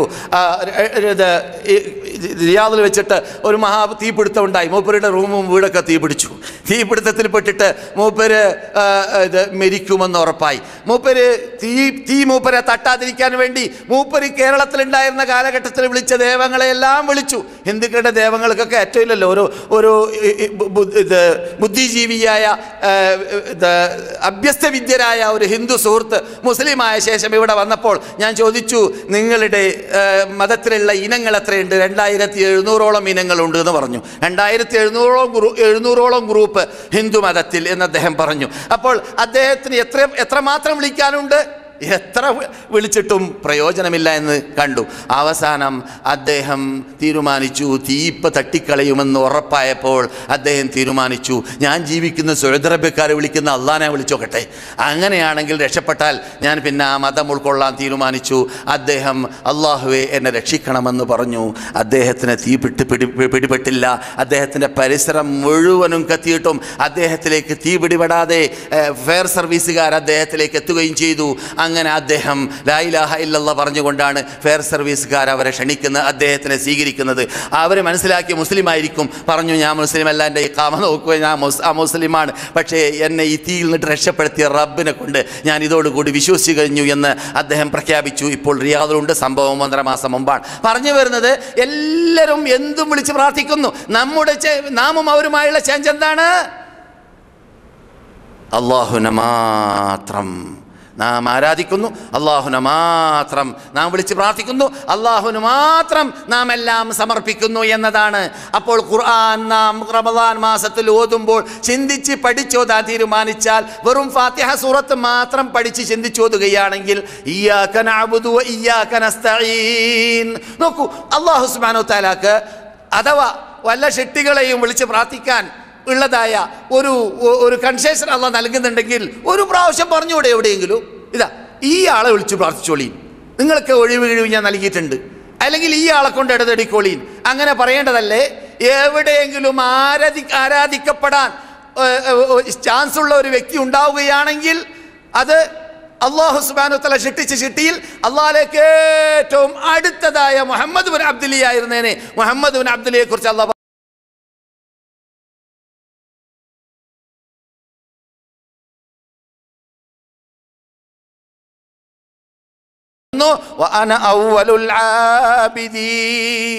അള്ളാഹനെ മാത്രം വിളിച്ച് പ്രാർത്ഥിക്കുന്നവരിൽ ആദ്യത്തെ വ്യക്തി ഞാനാണ്.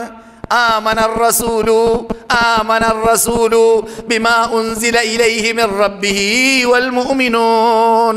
അല്ലാഹ് ദൂതനിലേക്ക് ഇറക്കിയതായ ആ ഖുർആൻ കൊണ്ട് ആദ്യമായിട്ട് വിശ്വസിച്ച ആളാരാണ്? മുഹമ്മദാണ്. മുഹമ്മദ് സല്ലല്ലാഹു അലൈഹി വസല്ലം മുഅ്മിനായി വന്നപ്പോൾ അന്ന് മക്കയിൽ ആരും തന്നെ ആ മതത്തിൻ്റെ ഉടമയില്ല. തനിച്ച് മുഹമ്മദാണ്. മുഹമ്മദ് തനിച്ച് സല്ലല്ലാഹു അലൈഹി വസല്ലം തള്ളുന്നത് ശിർക്കിനെയാണ്. പരിസരം ശിർക്കാണ്. കഅബത്തിന്റെ അകത്ത് ശിർക്കാണ്.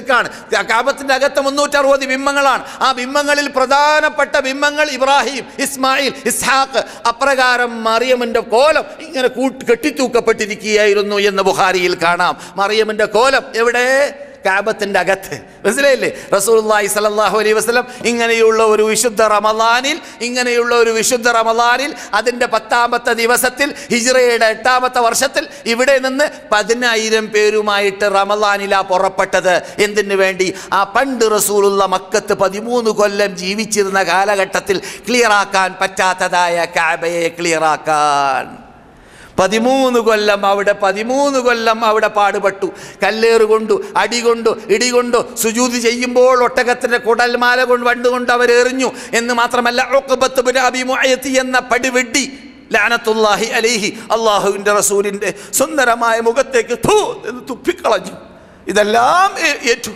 റസൂലുള്ളാഹി സ്വല്ലല്ലാഹു അലൈഹി വസല്ലം പകരം വീട്ടിയിരുന്നില്ല. എല്ലാം കൊള്ളൽ മാത്രമാണ്, ഏക്കൽ മാത്രമാണ്. പകരം വീട്ടുക എന്ന പദ്ധതിക്ക് ഓർഡർ വന്നിട്ടില്ല, നിയമം വന്നിട്ടില്ല. അതുകൊണ്ട് അതെല്ലാം ക്ഷമിച്ചു. നാട്ടിൽ ജീവിക്കാനുള്ള സൗകര്യമില്ല എന്ന് കണ്ടപ്പോൾ സ്വന്തം ഇളയപ്പാക്ക് അളാപ്പ, മൂത്താപ്പാക്ക് മൂത്തപ്പ, വാപ്പയ്ക്ക് വാപ്പ, ഉമ്മയ്ക്ക് ഉമ്മ, എല്ലാമായി ഇപ്പം 40 കൊല്ലം നബിക്ക് താങ്ങും തണലുമായ അബൂ താലിബ് കാഫറായി മരിച്ചു. അദ്ദേഹം അള്ളാഹു ഏകനാണെന്ന് പറയാതെ മരിച്ചു. പറയട്ടെ എന്ന നിർബന്ധ റസൂലിനുണ്ടായി. മരിക്കുന്ന സമയത്ത് വരെ പോയിട്ട് പറഞ്ഞു നോക്കി, ലാ ഇലാഹ ഇല്ലല്ലാഹ് എന്ന് പറഞ്ഞാൽ അത് പിടിച്ചിട്ട് നിങ്ങൾക്ക് വേണ്ടി ഞാൻ അള്ളാഹിനോട് വാദിക്കാം എളാപ്പ എന്ന് പറഞ്ഞു. കൂട്ടാക്കിയില്ല. കൂട്ടുകാർ അബൂജാലും ഉത്ബത്തും ഷൈബത്തും റബീഅത്തൊക്കെ പരിസരത്തിലിരിക്കുന്ന ഇസ്ലാമിൻ്റെ ആനത്തേടിയന്മാരെ എങ്ങനെയാണ് പ്രയാസപ്പെടുത്തുക എന്ന് മനസ്സിലാക്കിയിട്ട് അലാ മില്ലത്തി അബ്ദുൽ മുത്തലിബ്, എൻ്റെ വാപ്പ അബ്ദുൽ മുത്തലിബിൻ്റെ മതത്തിലാണ് ഞാൻ എന്ന് പറഞ്ഞിട്ടാണ് മൂപ്പര് മരിച്ചത്. അഥവാ ശിർക്കിൽ തന്നെ മരിച്ചു. അതിനുശേഷം റസൂലുള്ളാഹ് ഇനി നാട്ടിൽ ഒരു രക്ഷയില്ല എന്ന് കണ്ടപ്പോൾ ബനൂ സഖീഫ് ഗോത്രക്കാരുടെ നാടായ ആ തായിഫിലേക്ക് ചെന്ന് നോക്കി. അവർ വല്ല നിൽക്കുന്ന എൻ്റെ കൽപ്പന സ്വീകരിക്കുമോ എന്ന് അന്വേഷിച്ചുകൊണ്ട് ഇവിടെ ആരുമില്ല. ആരും റസൂലിന് സംരക്ഷണം നൽകാനില്ല, റസൂലിന് ദഅവത്ത് കേൾക്കാനില്ല, റസൂലിനെ നാട് കടത്താനോ കൊല്ലാനോ ആണ് ഇവിടെ പ്ലാൻ ഇടുന്നവരുള്ളത്. അങ്ങനെ തായിഫിലേക്ക് പോയപ്പോൾ അവിടെയുള്ള റോഡ് തണ്ടികളെ കൊണ്ട് ആ നാട്ടുകാർ കല്ലെറിയിപ്പിച്ചു, മലിന വസ്തുക്കൾ കൊണ്ട് എറിയിച്ചു. റസൂലുള്ളാഹി തന്നെ പറയുന്നു, എൻ്റെ ജീവിതത്തിൽ ഏറ്റവും പ്രയാസമുണ്ടായ 2 രംഗം, ഒന്ന് ഈ ഉഹദ് പോർക്കളത്തിൻ്റെ മുമ്പിലാണ്. 70ഓളം അൻസാറുകളായ സഹാബാക്കൾ എൻ്റെ മുമ്പിൽ വെച്ചിട്ട് മരിക്കുന്നത്, ഷഹീദായി വീഴുന്നത് കണ്ട രംഗമായിരുന്നു. അത് റസൂലുള്ളാഹിക്ക് അവരുടെ പല്ല് പൊളിഞ്ഞതോ അവരുടെ തലയിൽ ചോര പൊട്ടി വലിച്ചതോ അതിലല്ല പ്രശ്നം. ആ റസൂലുള്ളാഹിനോട് മിനയിൽ വെച്ചിട്ട് ബൈഅത്ത് ചെയ്തതായ അൻസാറുകൾ 70 പേരിൽ നിന്നിട്ട് 65 പേര് അൻസാറുകളായിരുന്നു. അക്കാണുന്ന ഉഹദ് പോർക്കളത്തിന് മുമ്പിൽ വെച്ചിട്ട് റസൂലുള്ളാഹിന്റെ മുമ്പിൽ നിന്നിട്ട് ഒന്നൊന്നായി ഇങ്ങനെ റസൂലുള്ളാഹിക്ക് വരുന്നതായ അമ്പുകളെ അതുപോലെ തന്നെ ആയുധങ്ങളെ സ്വീകരിച്ചുകൊണ്ട് ഷഹീദായത്. അത് ഉഹദിൽ നടന്നത് റസൂലുള്ളാഹിന്റെ ജീവിതത്തിൽ ഏറ്റവും പ്രയാസപ്പെട്ട രംഗം. മറ്റൊന്ന് അവിടെ തായിഫിൽ കണ്ടതായ രംഗമായിരുന്നു. റസൂൽ പറയുന്നു, ഏറ് കൊള്ളാൻ ആരംഭിച്ചത് ഞാൻ ഓർക്കുന്നുണ്ട്. പിന്നെ ഞാൻ ഉണർന്നു നോക്കുമ്പോൾ വേറൊരു ഖർണ് സാലിബ് എന്ന് പറയുന്ന വേറൊരു സ്ഥലത്തായിരുന്നു ഞാൻ. നോക്കൂ, അത്ര സമയം തന്നെ അറിഞ്ഞില്ല, അബോധാവസ്ഥയിലാണെന്ന് അർത്ഥം. കല്ലേറ് കൊണ്ട സ്ഥലം എവിടെയോ, വീഴുന്ന സ്ഥലം വേറെ എവിടെയോ. എന്നിട്ട് അവിടുന്ന് ഞാൻ കണ്ണ് തുറന്ന് നോക്കുമ്പോൾ ഞാൻ ഖർണ് സാലിബിലാണെന്ന് നബിയുനാ മുഹമ്മദ് റസൂലുള്ളാഹി. അങ്ങനെ പ്രയാസപ്പെട്ട റസൂലുള്ളാഹി സല്ലല്ലാഹു അലൈഹി വസല്ലം അവിടെ നിന്ന് നാട് കടത്തപ്പെടാൻ വേണ്ടി തീരുമാനിച്ചതായ ആ രംഗത്തിൽ റസൂലുള്ളാഹി സല്ലല്ലാഹു അലൈഹി വസല്ലം അവിടെ പിന്നെ കഅബത്തിൻ്റെ അകത്തുള്ള ബിംബങ്ങളെ തകർത്ത പ്രശ്നം ചിന്തിക്കാൻ പറ്റുമോ? ഇല്ല. പിന്നെ ഇവിടെ വന്ന് ചിന്തിച്ചോ? ഇല്ല. നാം ഇരുന്ന് കാല് നീട്ടിയാലേ നടക്കുള്ളൂ, നിന്ന് കാല് നീട്ടിയാൽ വീണ് പോകുന്നു നാം പറയാറുണ്ടല്ലോ. നിന്ന് കാല് നീട്ടാൻ പറ്റൂല. റസൂൽ നമുക്ക് പഠിപ്പിക്കുകയാണ് ദഅവത്ത് എങ്ങനെ നടത്തണം, ജനങ്ങളെ എങ്ങനെ സത്യത്തിലേക്ക് ക്ഷണിക്കണം. ജനങ്ങളെ സത്യത്തിലേക്ക് ക്ഷണിക്കുമ്പോൾ എത്ര കണ്ട് അവർ അനാചാരത്തിൽ മുഴുകി, അത്ര കണ്ട് അവർ ബേക്കിലേക്ക് മടങ്ങി വരാൻ ടൈമെടുക്കുമെന്നത് നാം മനസ്സിലാക്കണം. ഒറ്റയടിക്കൊന്ന് പറയുമ്പോൾ കയറുമെന്ന് ആരും തെറ്റിദ്ധരിച്ചു പോകരുത്.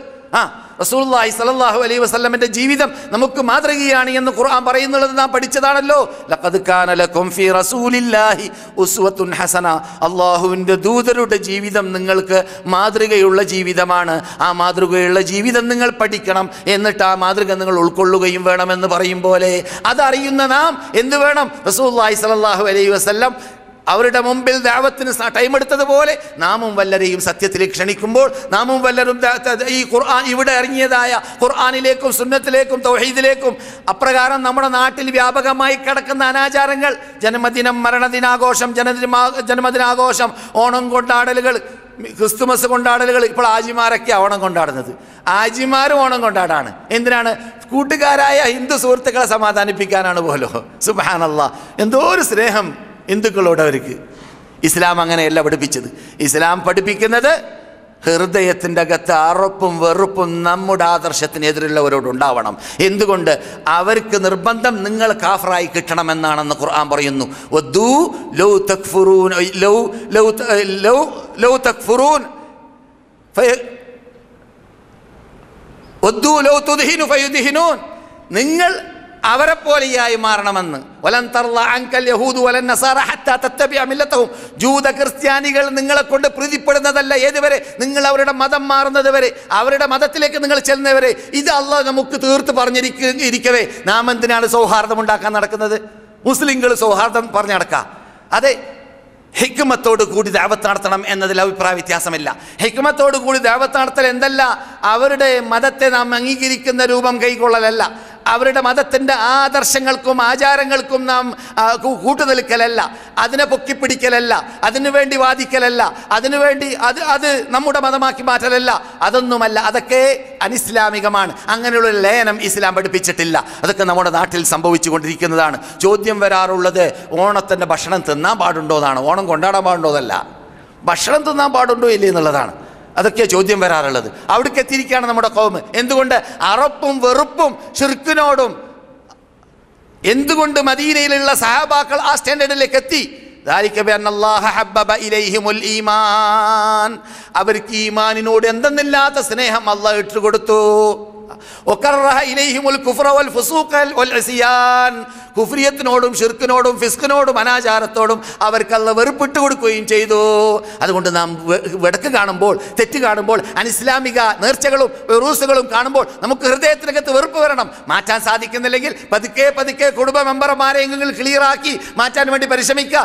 അടിക്കാനും തകർത്താനും പോകാൻ ഇസ്ലാം പറയുന്നില്ല. ഇസ്ലാമിക ഭരണകൂടത്തിൽ നമ്മുടെ നാടാകുമ്പോൾ മാത്രമേ കെട്ടിപ്പൊക്കപ്പെട്ട ഖബർ തകർത്താൻ റസൂലുള്ളാഹി കൽപ്പിച്ചിട്ടുള്ളൂ അലിയിനോട്. അലിയിന്റെ കീഴിൽ ഇറാഖ് വന്ന കാലഘട്ടത്തിലെ അബൂഹിയാജിൽ അസദിയോട് അലി പറഞ്ഞിട്ടുള്ളൂ, അല്ലയോ അബൂഹിയാജെ, റസൂൽ എന്നോട് പണ്ട് പറഞ്ഞിരുന്നു കെട്ടിപ്പൊക്കപ്പെട്ട ഖബർ തകർത്താനും ഇസ്ലാമിക ഭരണകൂടത്തിൻ്റെ കീഴിലുള്ള നാടുകളിൽ അപ്രകാരം ബിംബങ്ങളെ തകർത്താനും എന്ന് അലി അബൂഹിയാജിനോട് പറഞ്ഞ വാർത്ത എവിടെ? ഇത് സഹീഹ് മുസ്ലിമിൽ. ആരാണ്ട് ചോറ് തിന്നിട്ട് മുസ്ലിയാമാർ, ഞാൻ അടക്കമുള്ള മുസ്ലിയാമാർ ഓതിയ സഹീഹ് മുസ്ലിം റിപ്പോർട്ട് ചെയ്യുന്ന ഹദീസാണ്. സഹീഹ് മുസ്ലിമിൽ മുസ്ലിം റിപ്പോർട്ട് ചെയ്യുന്ന ഹദീസാണ്. അപ്പോൾ ഞാൻ പറഞ്ഞു വരുന്നത്, നമ്മുടെ നാട്ടിലുള്ളതായി ഈ അനാചാരങ്ങളും മറ്റും, ആ അനാചാരങ്ങൾ കൊണ്ടുള്ള ഒരു ആറാട്ട്. എവിടെ നോക്കിയാലും അനാചാരം, എവിടെ നോക്കിയാലും കൃത്രിമം, ദീനിന്റെ പേരിൽ കൃത്രിമം, ദീനിന്റെ പേരിൽ കൃത്രിമ മുടി, ദീനിന്റെ പേരിൽ എല്ലാം കൃത്രിമമായി മാറി. ദീന് തന്നെ കൃത്രിമം. അല്ലദീന തഖദു ദീനഹും ലഹ്വൻ വലഇബ. മതത്തെ പന്താടുന്നവർ, മതം കൊണ്ട് പന്താടുന്നവർ, മതം കളിയാക്കി മാറ്റിയവർ. ഇസ്ലാമിക് ഫിലിം പോലും, എന്നിട്ട് ഇസ്ലാമിന്റെ ഫിലിമിന്റെ പേരും പറഞ്ഞിട്ട് ജനങ്ങളെ നന്നാക്കാനെന്ന് പറഞ്ഞിട്ട് സുന്ദരിയായ 15കാരി 20കാരി അഭിനയിക്കുക നല്ല ഒന്നാന്തരം ആ ഭംഗിയുള്ള വസ്ത്രം ധരിച്ചുകൊണ്ട് അഭിനയിക്കുക. എന്ത് ദീനാണോടോ അത് കളിയാക്കലാണ് മതത്തെ. ഇസ്ലാമിന്റെ പേരിൽ ഫിലിമുണ്ടാക്കി ജനങ്ങളെ വഞ്ചിച്ച് വശീകരിച്ച് ദീൻ പ്രചരിപ്പിക്കാൻ വേണ്ടി അള്ളാഹ് വരച്ച ലൈനുണ്ട്, റസൂൽ പഠിപ്പിച്ച ലൈനുണ്ട്, സഹാബാക്കൾ കാട്ടി തന്ന ലൈനുണ്ട്. ആ മൻഹജ് അംഗീകരിക്കലല്ലാതെ നമ്മുടെ ഇഷ്ടാനുസരണം ദീനിനെ കളിയാക്കി മാറ്റിയാൽ അള്ളാഹുവിൻ്റെ അടുക്കൽ നിന്നിട്ട് പ്രീതി കിട്ടണമെന്ന ഉദ്ദേശം വെച്ചുകൊണ്ട് ചെയ്യുന്നത് വെളുക്കാൻ തേച്ചിട്ട് പാണ്ടാകും എന്നത് മനസ്സിലാക്കണം. വെളുക്കാൻ തേച്ചിട്ട് പാണ്ടാകുമെന്ന് മനസ്സിലാക്കണം. യഹ്സബൂന അന്നഹും യുഹ്സിനൂന സുൻഅ. അവർ മനസ്സിലാക്കിയത് നല്ല കാര്യമാണ് ഞങ്ങൾ ചെയ്യുന്നത് എന്നാണ്. ഖുർആൻ പറഞ്ഞില്ലേ, ബിദ്അത്ത് ചെയ്യുന്നവരെ പോലത്തവരെ കുറിച്ച് നല്ല കാര്യമാണ്. ഇപ്പോൾ നിങ്ങൾ കണ്ടില്ലേ റസൂലുള്ളാഹിന്റെ പള്ളിയിൽ ഈ പോലീസുകാരൊക്കെ അവിടെ നിന്നിട്ട്, ഞാനും അവിടെ പണ്ട് കാലഘട്ടത്തിൽ അവിടെ നിൽക്കുന്ന പണ്ഡിതൻ്റെ സ്ഥാനത്ത് 6 കൊല്ലം വർക്ക് ചെയ്തിട്ടുണ്ട് റസൂലുള്ളാഹിന്റെ ഖബറിന്റെ മുമ്പിൽ. ആ കാലഘട്ടത്തിലൊക്കെ മനുഷ്യന്മാർ വന്ന് കാട്ടുന്ന തോന്നിവാസൊക്കെ കണ്ടാൽ ചില ആൾക്കാരൊക്കെ ഇങ്ങനെ ഫോട്ടോ, സ്വന്തം മൂപ്പരുടെ ഫോട്ടോത്തിൽ തല തുറന്ന പെണ്ണിൻ്റെ ഫോട്ടോത്തിൻ്റെ താഴെ എഴുതിക്കുകയാണ്, റസൂൽ ഇത് എൻ്റെ പേരാണ്, ഇത് എൻ്റെ ഫോട്ടോ ആണ്. എന്നിട്ട് റസൂലുള്ളാഹിന്റെ ഖബറിൻ്റെ അകത്തേക്ക് എറിയാൻ വേണ്ടി വരിക. നമ്മുടെ നാട്ടുകാരല്ല കേട്ടോ, നമ്മുടെ നാട്ടുകാർ കുറച്ചൊക്കെ മര്യാദ ഉണ്ട്, തോന്നിയാസം കുറച്ചിട്ടില്ലെങ്കിലും. നിങ്ങളെ കുറിച്ചല്ല കേട്ടോ, ശിർക്കും ബിദ്അത്തൊക്കെ കുറച്ചിട്ടില്ലെങ്കിലും കുറച്ചൊക്കെ ഇത്തരം കാര്യത്തിൽ മര്യാദയുള്ളവരാണ് കേരളക്കാർ, മറ്റു നാട്ടുകാരാണ്. അതുപോലെ തന്നെ മറ്റു ചിലർ റസൂലുള്ളാഹിന്റെ ഖബറിനെ തന്നെ 7 പ്രാവശ്യം ചുറ്റുന്ന ആളെ ഞാൻ പിടിച്ചിട്ടുണ്ട്, എൻ്റെ അറിവിലുണ്ട്. അപ്പോൾ ഞാൻ ചോദിച്ചപ്പോൾ എന്താ കാട്ടുന്നതിനെ പറയുന്നത്, 3 ചുറ്റിക്കഴിഞ്ഞു, 4 ചക്കർ ബാക്കി, 4 ചുറ്റു ബാക്കിയുണ്ട്, 3 ചുറ്റിക്കഴിഞ്ഞു. അതുപോലെ തന്നെ വേറൊരു മനുഷ്യൻ റസൂലുള്ളാഹിന്റെ തലൻ്റെ ഭാഗത്ത് നിന്നിട്ട് അല്ലാഹു അക്ബർ നിസ്കാരം, അള്ളാഹ്ക്ക് പകരം റസൂലുള്ളാഹിക്ക് നിസ്കാരം, അല്ലാഹു അക്ബർ വാസാക്കി. അവിടെ നിൽക്കുന്നതായ പ്രവർത്തകന്മാർ പ്രയത്നിച്ചിട്ട് പ്രയോജനം ഉണ്ടായില്ല. അവസാനം പോലീസിനെ കൊണ്ടുവന്നു. പോലീസ് പിടികൂടിയിട്ട് പോലീസ് പറഞ്ഞു, ചങ്ങാതി ഇത് റസൂലുള്ളാഹിന്റെ തലയാണ് ഈ ഭാഗത്ത് സല്ലല്ലാഹു അലൈഹി വസല്ലം. ഒരു മുസ്ലിം നമസ്കരിക്കേണ്ടത് അള്ളാഹ്ക്കാണ്, അള്ളാഹ്ക്ക് നമസ്കരിക്കുമ്പോൾ ഖിബിലക്ക് മുന്നിടേണ്ടതാണ്. അതുകൊണ്ട് നിങ്ങൾ ഖബറിന്റെ ഭാഗത്ത് കൈകെട്ടിയത് ശരിയല്ല എന്ന് പറയുമ്പോൾ അദ്ദേഹത്തിൻ്റെ കൈ അദ്ദേഹം ദൂരപ്പെടുത്താൻ വേണ്ടി പോലീസ് പിടിച്ചു വലിച്ചിട്ടാൽ അദ്ദേഹത്തിന് നെഞ്ചത്ത് ദൂരത്താക്കിയത് ശ്രീലങ്കക്കാരനാണ്. അദ്ദേഹത്തിന് ദൂരത്താക്കിയ ശേഷം അദ്ദേഹത്തിന്റെ ഭാഷയിൽ പറഞ്ഞ അറബി കേട്ടോളീൻ, അറബി ഭാഷ, അന അസ്തഖ്ബിലു ഖിബ്ലത്തൽ ഖിബ്ല, ഞാൻ ഖിബ്ലകളുടെ ഖിബ്ലക്ക് മുന്നിട്ട് നിസ്കരിക്കുകയാണ്. റസൂലുള്ളാഹ് ഖിബ്ലയുടെ ഖിബ്ലാണ്. അങ്ങനെയാണ് ഇസ്ലാമിനെ അറിവില്ലാത്തവർ മനസ്സിലാക്കി വെച്ചിട്ടുള്ളത്. എടോ, റസൂലുള്ളാഹി സ്വല്ലല്ലാഹു അലൈഹി വസല്ലമിനെ ആ രൂപത്തിൽ ഒരാൾ മനസ്സിലാക്കിയാൽ അവൻ ആരായി? ശേഖരനാജിയായി. അബ്ദുല്ലാജി അല്ല അദ്ദേഹം ശേഖരനാജിയാണ് ഇസ്ലാമിൻ്റെ വീക്ഷണത്തിൽ. കാരണം അള്ളാഹിനെ തരം താഴ്ത്തലായി. അള്ളാഹ് പ്രപഞ്ചത്തെ സൃഷ്ടിച്ചത് അവനെ മാത്രം ആരാധിക്കാൻ, അവന് മാത്രം നമസ്കരിക്കാൻ, അവന് മാത്രം സുജൂദ് നടക്കാൻ, അവന് മാത്രം അറിവുകളും നേർച്ചകളും ഫസല്ലി ലിറബ്ബിക ചെറിയ സൂറത്തിലാണ് അള്ളാഹ് പഠിപ്പിക്കുന്നത്. നിന്റെ റബ്ബിന് നീ നമസ്കരിക്കണം, അവനോട് പ്രാർത്ഥിക്കണം. വൻഹർ അവൻ അറക്കണം. എന്ത് വേണമെങ്കിൽ ആ റസൂലുള്ളാഹിക്ക് റബ്ബ് നൽകുന്നതായ കൗസർ എന്ന ആ മഹാസുന്ദരമായ പാനീയം പരലോകത്തിൽ കിട്ടണമെങ്കിൽ ഇന്ന ആതൈനാകൽ കൗസർ ഫസല്ലി ലിറബ്ബിക വൻഹർ, നീ റബ്ബിനോട് പ്രാർത്ഥിക്കണം, റബ്ബിൻ അറക്കണം എന്ന തത്വം. ഇതൊക്കെ പച്ച അറബിയിൽ അള്ളാഹ് പറഞ്ഞിട്ട് പോലും അതിൻ്റെ അർത്ഥം മനസ്സിലാക്കിയിട്ട് പോലും കരുതിക്കൂട്ടി വളച്ച് ഒടിച്ച് അർത്ഥം വെക്കുന്ന സമ്പ്രദായമാണ് അറിവില്ലാത്തവരിൽ ഞാനും എൻ്റെ അറിവില്ലാത്ത കാലഘട്ടത്തിൽ അങ്ങനെ കാട്ടിയിട്ടുണ്ട്. അള്ളാഹ് എനിക്ക് പുറത്തു തരട്ടെ. അങ്ങനെയുള്ളവരെ അള്ളാഹ് ഹിദായത്തിലാക്കട്ടെ, സന്മാർഗത്തിലേക്ക് നയിക്കട്ടെ. നമുക്കെല്ലാവർക്കും അള്ളാഹു മാഫ് ചെയ്തു തരട്ടെ. സഹോദര സഹോദരിമാരെ, പറഞ്ഞു വരുന്നത് റസൂലുള്ളാഹി സ്വല്ലല്ലാഹു അലൈഹി വസല്ലം ഇങ്ങനെയുള്ള ഒരു റമദാൻ മാസത്തിൽ 10ാമത്തെ ദിവസത്തിൽ 8ാമത്തെ വർഷത്തിൽ, എന്ത് 8ാമത്തെ വർഷം? എൻ്റെ കൂടെ അല്ലേ നിങ്ങൾ? 8ാമത്തെ എന്ത് വർഷമാണ്? ഹിജ്റയുടെ വർഷം, ഹിജ്റയുടെ 8ാമത്തെ വർഷം. മദീനയിൽ റസൂൽ വന്നിട്ട് 8ാമത്തെ വർഷം. അപ്പോഴോ 8 വർഷം റസൂലുള്ള ഇവിടുന്ന് 17 18 മാസം അല്ലാത്ത 8 വർഷം ഇവിടുന്ന് മുന്നിട്ടത് എവിടേക്കാണ്? കാബത്തിലേക്കാണ്. ആ കാബത്തിൻ്റെ അകത്ത് ആ കാലഘട്ടത്തിൽ എന്തുണ്ട്? ബിംബങ്ങളുണ്ട്. അപ്പോൾ കാബത്തിൻ്റെ അകത്തുള്ള ബിംബങ്ങളെ തകർത്തപ്പെടലല്ല മുഖ്യം. പിന്നെയോ കാബത്തിൻ്റെ അകത്തുള്ളിട്ട് തകർന്നതിന് മുമ്പ് അള്ളാഹിനോടുള്ളതായ അമിതമായ സ്നേഹം അഥവാ ആരാധന ഉൾക്കൊള്ളുന്ന സ്നേഹം, ആ സ്നേഹം ഹൃദയത്തിൽ കടന്നുകൂടലാണ്. അത് കടന്നുകൂടിയാൽ പിന്നെ എല്ലാം അള്ളാഹ് എന്ന സമർപ്പണബോധം വരും. അതിന് വേണ്ടിയാണ്, അതുകൊണ്ടാണ് സഹാബാക്കൾ മദീനയിലേക്ക് എത്തിയപ്പോൾ റസൂലുള്ളാഹി സ്വല്ലല്ലാഹു അലൈഹി വസല്ലം അവരോട് അള്ളാഹ് കൽപ്പിച്ചതനുസരിച്ചിട്ട് ഇതാ നിങ്ങൾ ദ്രോഹിക്കപ്പെട്ടവരാണ്, മർദ്ദിക്കപ്പെട്ടവരാണ്, നാട് കടത്തപ്പെട്ടവരാണ്, നിങ്ങൾ ഇനി പുറപ്പെട്ടോളീൻ, വാള് പൊക്കിക്കോളീൻ, പോരാടിക്കോളീൻ, യുദ്ധം ചെയ്തോളീൻ. നിങ്ങളെ നാട് കടത്തിയതായ നാട്ടുകാരോട് അഥവാ മക്കക്കാരോട്. അതാണ് ആദ്യമായിട്ട് ഇറങ്ങുന്ന നിയമം. ആ നിയമം വന്നപ്പോൾ ഇവിടെ ആയുധധാരികളല്ലാത്ത, കൂടെ ആയുധമില്ലാത്തവർ 314 അല്ലെങ്കിൽ 17 പേര് ഇവിടെ നിന്ന് പുറപ്പെടുന്നു, തയ്യാറാകുന്നു. സുബ്ഹാനല്ലാഹ്, നമുക്കിത് കേൾക്കുമ്പോൾ ഒരു കഥ പോലെ തോന്നാണ്, യാഥാർത്ഥ്യമാണ് കൂട്ടരെ. സുബ്ഹാനല്ലാഹ്, ഒരു സഹാബി ഇവിടെ നിന്ന് പോകാൻ തീരുമാനിച്ചപ്പോൾ സഅദ് ഇബ്നു അബീ വഖാസിന്റെ അനുജനാണ്, ഉമൈറാണ്. അദ്ദേഹം കരഞ്ഞു, അല്ലെങ്കിൽ ഓടിക്കളിച്ചു. റസൂൽ ചോദിച്ചു, എന്താ കുട്ടിക്ക് എന്ന്. പിടിച്ചുകൊണ്ടുവന്നു. ചോദിച്ചു, ജ്യേഷ്ഠൻ ചോദിക്കുകയാണ്, എന്താടാ? പറയുന്നു റസൂൽ, എൻ്റെ വയസ്സ് ചെറുതായതുകൊണ്ട് എന്നെ കൊണ്ടുപോകാതിരിക്കുമോ എന്നത് ഓർത്തുകൊണ്ട് ഞാൻ കരയാണ്. എവിടേക്കാ പോക്ക്? 2ാം കളിക്ക്, 3ാം കളിക്ക്, 4ാം കളിക്ക് ലൈന് നിൽക്കാനോ, അല്ലെങ്കിൽ വല്ല ഡാൻസുകളോ, അല്ലെങ്കിൽ മറ്റു കള്ള് ഷോപ്പുകളോ, അല്ലെങ്കിൽ വിനോദാഭാസങ്ങളോ നടക്കുന്നതായ ഒരു ഷോപ്പിലേക്കോ, അല്ലെങ്കിൽ ക്ലബിലേക്കോ പോകാനോ? വയസ്സ് അതാണല്ലോ. 15 16 വയസ്സുള്ള, ചോരത്തിളപ്പുള്ള 17 16 15 വയസ്സുള്ള വ്യക്തിയാണിത്. മനസ്സിലായില്ലേ? കരയാണ്. എന്തുകൊണ്ട്? ഇപ്പറഞ്ഞ സ്നേഹം, ഏത് അമിതമായ സ്നേഹം അള്ളാഹിനോട് വന്നു. നമുക്കോ?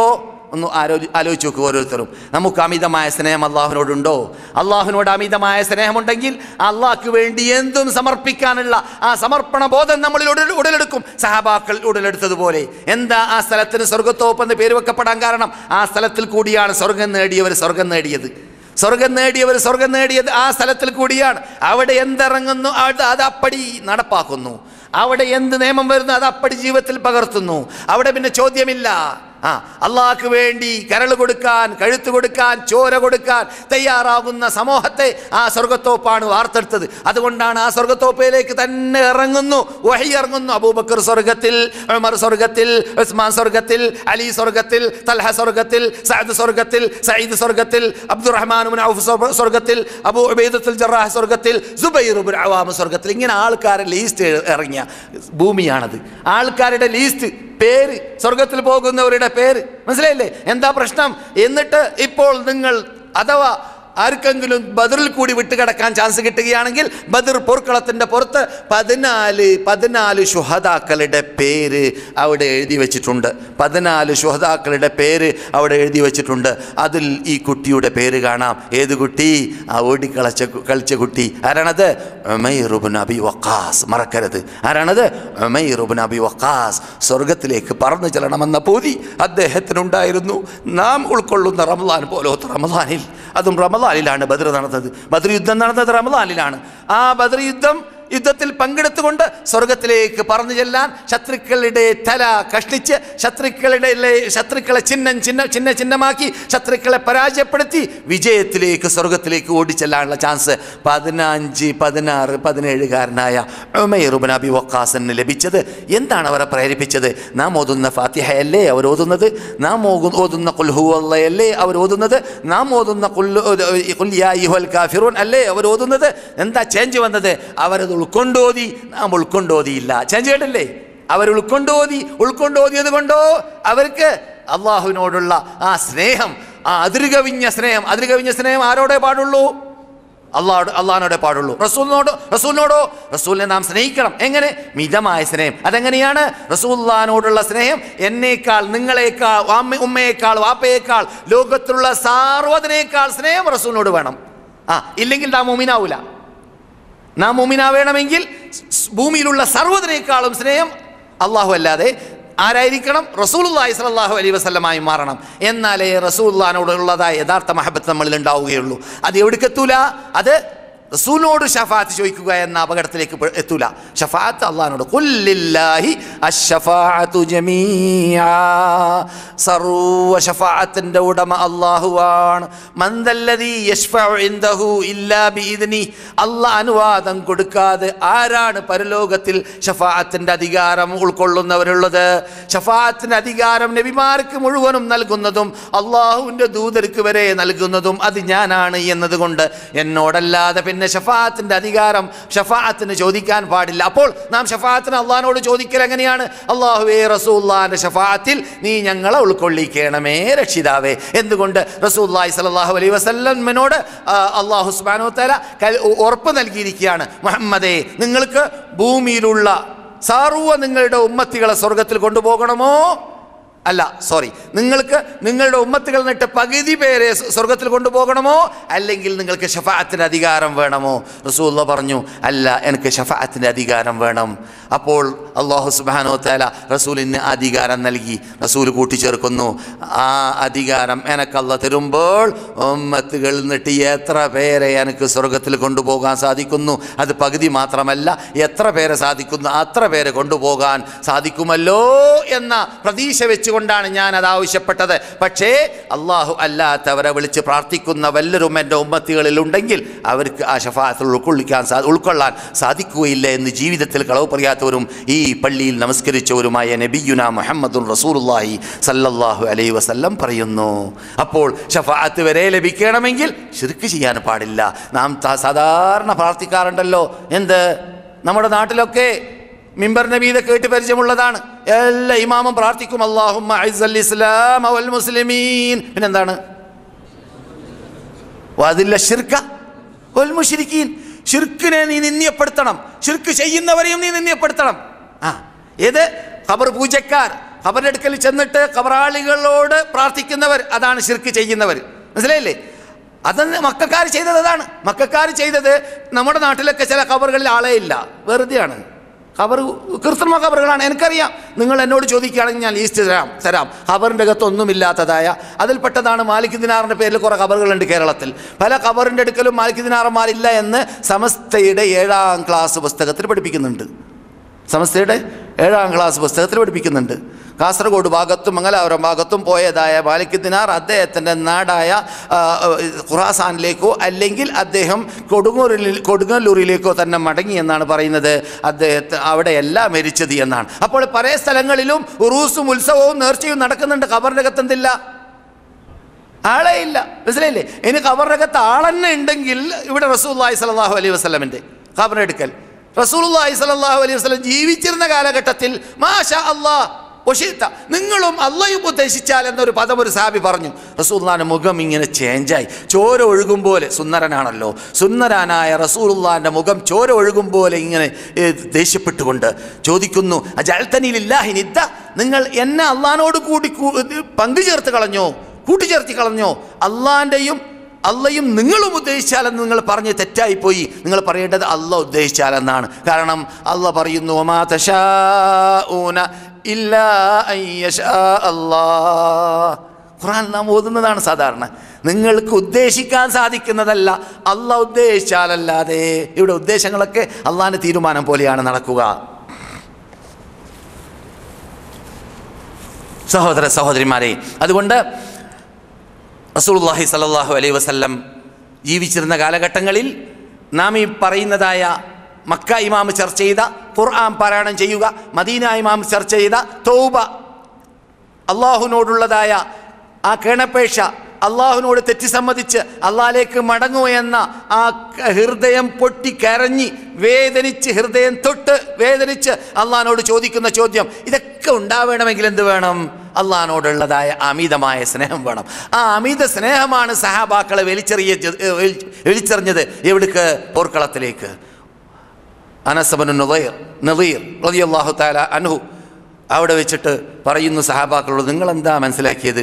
സ്വർഗം കിട്ടണമെങ്കിൽ എന്ത് കാട്ടണമെന്നത് നിങ്ങൾ എന്നിൽ നിന്നിട്ട് കണ്ടോളീൻ എന്ന് പറഞ്ഞുകൊണ്ട് അദ്ദേഹം ഓടിച്ചെന്നു. അദ്ദേഹത്തിനെ കേട്ട സഹാബി, ഓർമ്മയിൽ വരുന്നല്ല സഹാബി, അദ്ദേഹം വീക്ഷിച്ചു. നോക്കുമ്പോൾ 80-ൽ പരം പരിക്കാണ് അദ്ദേഹത്തിൻ്റെ മുൻഭാഗത്ത് മാത്രം. ബേക്കോട്ട് പോയിട്ടില്ല എന്നർത്ഥം. പോരാടിയിട്ട് എന്താണ്? റസൂലുള്ളാഹ് വഫാത്തായി അല്ലെങ്കിൽ കൊല്ലപ്പെട്ടു എന്ന കിംവദന്തി, കള്ളപ്രചരണം ഉഹദ് പോർക്കളത്തിലുണ്ടായി. അള്ളാഹ് അതിന് മറുപടിയൊക്കെ പറഞ്ഞു ഖുർആനിൽ, ഒമാ മുഹമ്മദുൻ ഇല്ലാ റസൂലുൻ ഖദ് ഖലത മിൻ ഖബ്ലിഹി റസൂലു അഫഇൻ മാത ഔ ഖുതില ഖലബ്തും അലാ അഖാബികും വമൻ യൻഖലിബ് അലാ അഖബൈഹി ഫലൻ യദുറല്ലാഹ ഷൈആ വസയജ്സില്ലാഹു ശാകിരീൻ. മുഹമ്മദ് സല്ലല്ലാഹു അലൈഹി വസല്ലം മുമ്പ് ജീവിച്ച ദൂതന്മാരെ പോലത്തെ ഒരു ദൂതനാണ്. മുമ്പുള്ളവരൊക്കെ മരിച്ചിട്ടുണ്ടെങ്കിൽ അവരും മരിക്കേണ്ടവരാണ്. ആ മരിച്ചു, കൊല്ലപ്പെട്ടു എന്ന വാർത്ത കേട്ടിട്ട് നിങ്ങൾ പിന്തിരിഞ്ഞോടലല്ലോ വേണ്ടത്. നിങ്ങൾ അവർ കൊണ്ടുവന്ന തത്വം സ്ഥാപിക്കാൻ, നിലനിർത്താൻ വീണ്ടും മുന്നോട്ട് കയറി പ്രവർത്തിക്കേണ്ടതല്ലേ എന്ന ശൈലി ഖുർആനിൽ ആയത്തിറങ്ങി അവിടെ. പക്ഷേ ചിലർക്കൊക്കെ സംശയം വന്നു, റസൂലുള്ളാഹ് മരിച്ചു എന്നുള്ളത് ശരിയാണെന്ന്. ആ സന്ദർഭത്തിലാണ് ഞാൻ നേരത്തെ പറഞ്ഞതായ അനസിനെ പോലത്തവർ പറഞ്ഞത്, അങ്ങനെ റസൂലുള്ളാഹ് വഫാത്തായി എന്ന് നിങ്ങൾ കേട്ടാൽ തന്നെ ആ റസൂലുള്ളാഹ് കൊണ്ടുവന്ന മതത്തിനെ നിലനിർത്താൻ വേണ്ടി ശത്രുക്കളോട് പോരാടാൻ, നമ്മുടെ നാട്ടിൻ്റെ അകത്ത് വന്ന് നമ്മളോട് പോരാടുന്നവരോട് പോരാടി അവരെ പരാജയപ്പെടുത്താൻ തുനിയലല്ലാതെ നാം അങ്ങോട്ടും ഇങ്ങോട്ടും ഓടിക്കളിച്ചിട്ട് പ്രയോജനമില്ലല്ലോ എന്ന് പറഞ്ഞുകൊണ്ട് രംഗത്തിറങ്ങി ഷഹീദായതായ സഹാബാക്കൾ എന്താണ് അവരെ പ്രേരിപ്പിച്ചത്? അമിതമായ സ്നേഹം. റസൂലുള്ളാഹി സ്വല്ലല്ലാഹു അലൈഹി വസല്ലം ഒരവസരത്തിൽ ഈ ജനങ്ങൾ റസൂലുള്ളാഹ് കൊല്ലപ്പെട്ടു എന്ന കിംവദന്തി കേട്ടപ്പോൾ അങ്ങുമിങ്ങും ജനങ്ങൾ പിന്തിരിഞ്ഞ സന്ദർഭത്തിൽ റസൂലുള്ളാഹിന്റെ പരിസരത്ത് അല്പസമയത്തിലേക്ക് പലരും ഇല്ലാതെയായ രംഗമുണ്ടായിരുന്നു. ആ സന്ദർഭത്തിൽ ഒരു പെണ്ണ് വരെ, എന്താ പെണ്ണിന്റെ പേര്?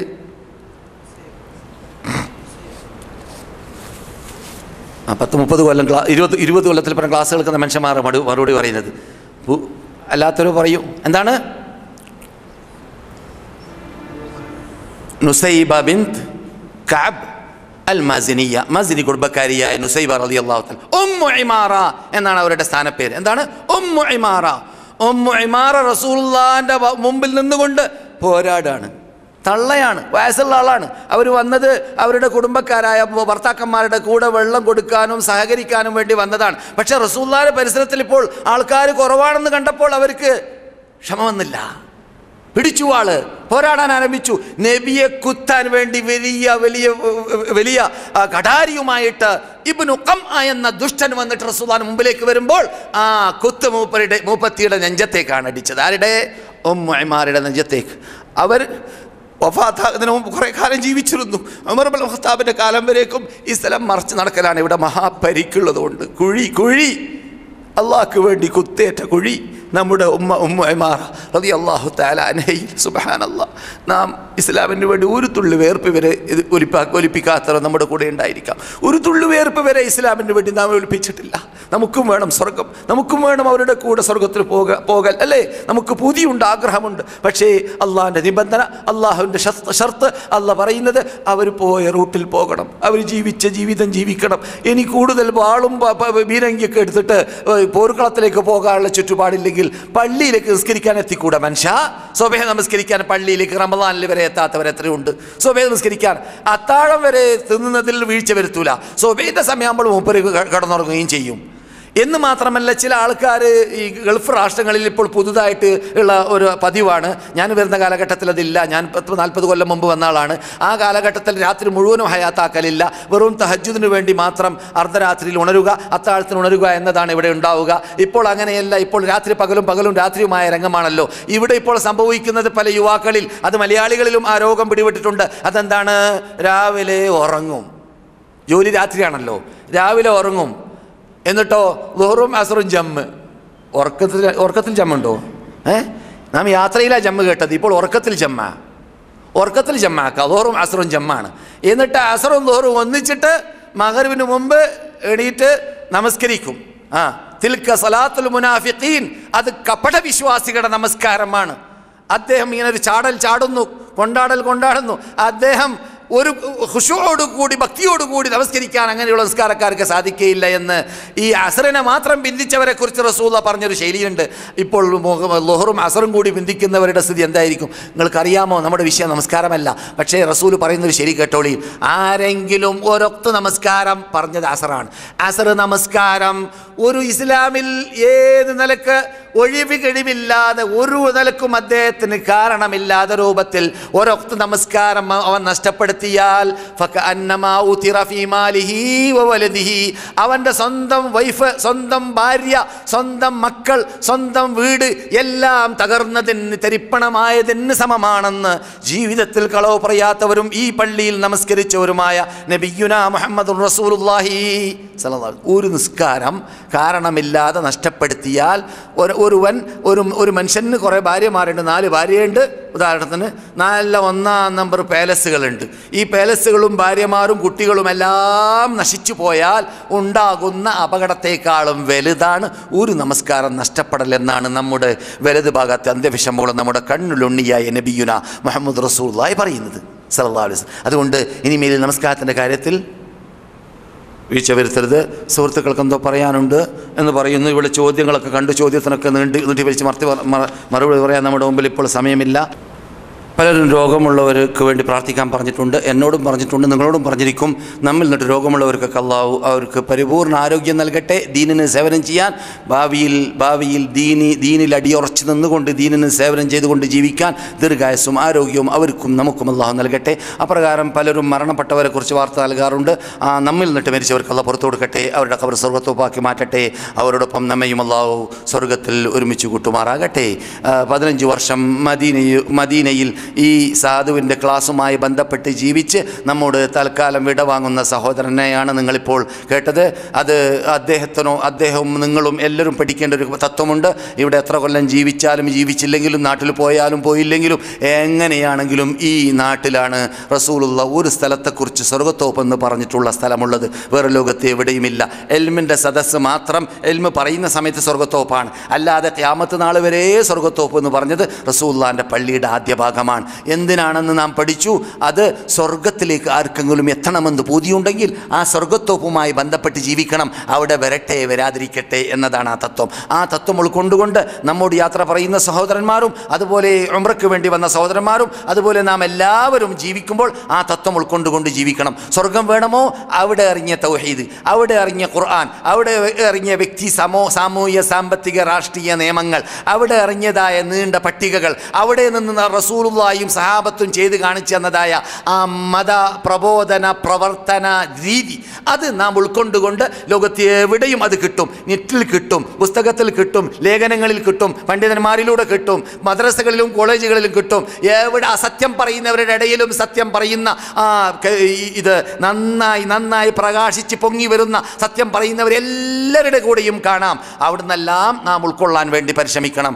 സത്യം എവിടെയാണ് എന്നത് നോക്കണമെങ്കിൽ അല്ലാഹു സുബ്ഹാനഹു വ തആല ആദ്യമായി ഇറക്കിയതായ ആയത്ത് മാത്രം പഠിച്ചാൽ മതി. അതെന്താണ്?